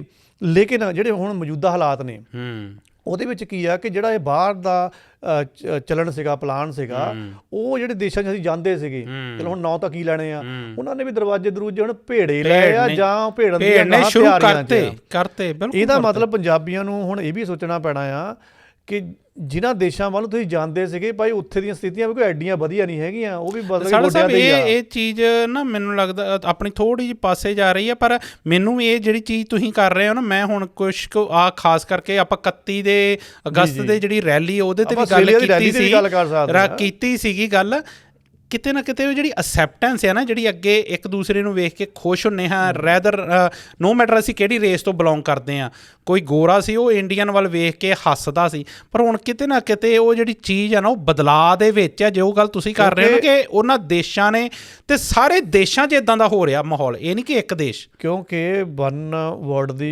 ਜਿਹੜਾ ਫਨੋਮਨਾ ਪਾਲਿਸੀ ਆ ਉਹ ਇੰਪਲੀਮੈਂਟ ਹੋ ਰਹੀ ਹੈ, ਸਾਹਿਬ ਵੀ ਉਹਦੇ ਵਿੱਚੋਂ ਹੀ ਆਉਂਦੇ ਆ, ਬਿਜ਼ਨਸਮੈਨ ਲੌਬੀ ਆ, ਇਸ ਕਰਕੇ ਬੂਹੇ ਭੇੜਨ ਲੱਗ ਪਏ ਆ। ਮੇਰੇ ਕਹਿਣ ਦਾ ਮਤਲਬ ਇਹ ਸੀਗਾ, ਜੇ ਸਾਨੂੰ ਪਤਾ ਹੈ ਕਿ ਜਿਹਨਾਂ ਮੁਲਕ ਵੱਲ ਝਾਕ ਸੀ ਕੁਛ ਉੱਥੇ ਬਿਹਤਰ ਆਪਾਂ ਜਾਣਾ ਆ, ਉਹ ਵੀ ਹੁਣ ਬਿਹਤਰ ਨਹੀਂ ਰਿਹਾ, ਤਾਂ ਹੁਣ ਆਪਣਾ ਪਿੱਛਾ ਦੇਖਣਾ ਸ਼ੁਰੂ ਕਰ ਲਓ। ਜੇ ਕੁਦਰਤ ਨੇ ਆਹ ਬੰਗਾਰ ਤੁਹਾਡੇ ਮੂਹਰੇ ਪਾਈ ਹੈ, ਇਹਦੇ ਬਹਾਨੇ ਹੀ ਦੇਖ ਲਓ, ਪਿੱਛਾ ਆਪਣਾ ਸਵਾਰ ਲਓ, ਸਿਸਟਮ ਸਵਾਰ ਲਓ ਆਪਣਾ, ਸਰਕਾਰਾਂ ਨੂੰ ਵੀ ਕੁਛ ਕਾਬਲ ਬਣਾਓ। ਉਹ ਚਲੋ ਵੱਖਰੀ ਗੱਲ ਆ ਕਿ ਕੌਮ ਤਾਂ ਦਲੇਰ ਆ, ਪਰ ਲੀਡਰ ਸਾਨੂੰ ਨਲਾਇਕ ਹੀ ਮਿਲੇ ਆ, ਲੀਡਰ ਵੀ ਠੀਕ ਠੂਕ ਲੈ ਕੇ ਕਿਸੇ ਤਰ੍ਹਾਂ ਆਓ, ਕਿਉਂਕਿ ਤੁਹਾਡੀ ਜ਼ਮੀਨ ਆ। ਜੇ ਇੱਧਰ ਵੀ ਉਹ ਕਹਿ ਲਓ ਵੀ ਨਾ ਮੈਂ ਇੱਧਰ ਜੋਗੀ ਰਹੀ ਨਾ ਮੈਂ ਉੱਧਰ ਜੋਗੀ ਰਹੂ, ਆਪਣਾ ਪਿੱਛਾ ਤਾਂ ਤੁਹਾਡਾ ਬਚਿਆ ਰਹੂਗਾ, ਕਿਉਂਕਿ ਤੁਹਾਡੇ ਕੋਲ ਜ਼ਮੀਨਾਂ ਆ ਉੱਥੇ। ਬਿਲਕੁਲ। ਤੇ ਆਉਣ ਵਾਲੇ ਸਮੇਂ ਜਿਹੜੀ ਜ਼ਮੀਨ ਤੁਹਾਨੂੰ ਖੁਰਾਕ ਦਿੰਦੀ ਆ ਉਹ ਨਹੀਂ ਮਰਦੀ ਹੈਗੀ। ਬਿਲਕੁਲ। ਆਪਣਾ ਥੋੜਾ ਪਾਣੀ ਵੀ ਸੰਭਾਲ ਲਓ। ਬਿਲਕੁਲ। ਸਰਕਾਰਾਂ ਚਾਹੇ ਜਿੰਨੀਆਂ ਮਰਜ਼ੀ ਨਲਾਇਕ ਹੋਣ, ਲੱਖ ਵਾਰੀ ਇਹ ਕਹਿ ਕੇ ਆਈਆਂ ਹੋਣ ਕਿ ਅਸੀਂ ਬਦਲਾਅ ਦੀ ਰਾਜਨੀਤੀ ਕਰਨੀ ਆ, ਪਰ ਮਾਫ਼ ਕਰਿਓ, ਇਹ ਵੀ ਸਰਕਾਰਾਂ ਜਿਹੜੀ ਆ, ਇਹ ਵੀ ਸਰਕਾਰ ਪੁਰਾਣੀਆਂ ਸਰਕਾਰਾਂ ਵਾਂਗੂ ਉੱਦਾਂ ਦੀ ਨਿਕਲੀ। ਮੈਨੂੰ ਨਹੀਂ ਪਤਾ ਕਿ ਮੇਰੀ ਗੱਲ, ਹੋ ਸਕਦਾ ਮੈਂ ਗਲਤ ਹੋਵਾਂ, ਪਰ ਮੈਨੂੰ ਜੋ ਲੱਗਦਾ ਆ ਦੂਰ ਬੈਠੇ ਨੂੰ ਕਿ ਬਹੁਤਾ ਕੋਈ ਭਲਾ ਇਹ ਸਰਕਾਰ ਵੀ ਨਹੀਂ ਕਰ ਸਕੀ।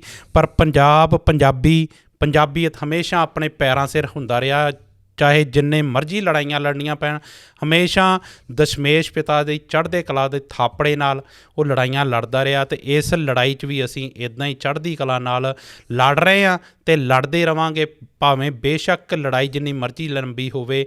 ਦੁਨੀਆ 'ਚ ਕਿਸੇ ਵੀ ਕੋਨੇ 'ਤੇ ਪੰਜਾਬੀ ਬੈਠਾ, ਉਹ ਪੰਜਾਬ ਦੇ ਨਾਲ ਖੜ੍ਹਾ ਆ। ਸੋ ਲਸਾੜਾ ਸਾਹਿਬ, ਬਹੁਤ ਬਹੁਤ ਧੰਨਵਾਦ ਤੁਹਾਡਾ ਇਹ ਗੱਲਾਂ ਬਾਤਾਂ ਕਰਨ ਲਈ। ਆਪਾਂ ਪੰਜਾਬੀਅਤ 'ਤੇ ਫਿਰ ਬਹੁਤ ਛੇਤੀ ਮਿਲਾਂਗੇ। ਧੰਨਵਾਦ ਜੀ, ਸਤਿ ਸ਼੍ਰੀ ਅਕਾਲ। ਸ਼ੁਕਰੀਆ ਜੀ।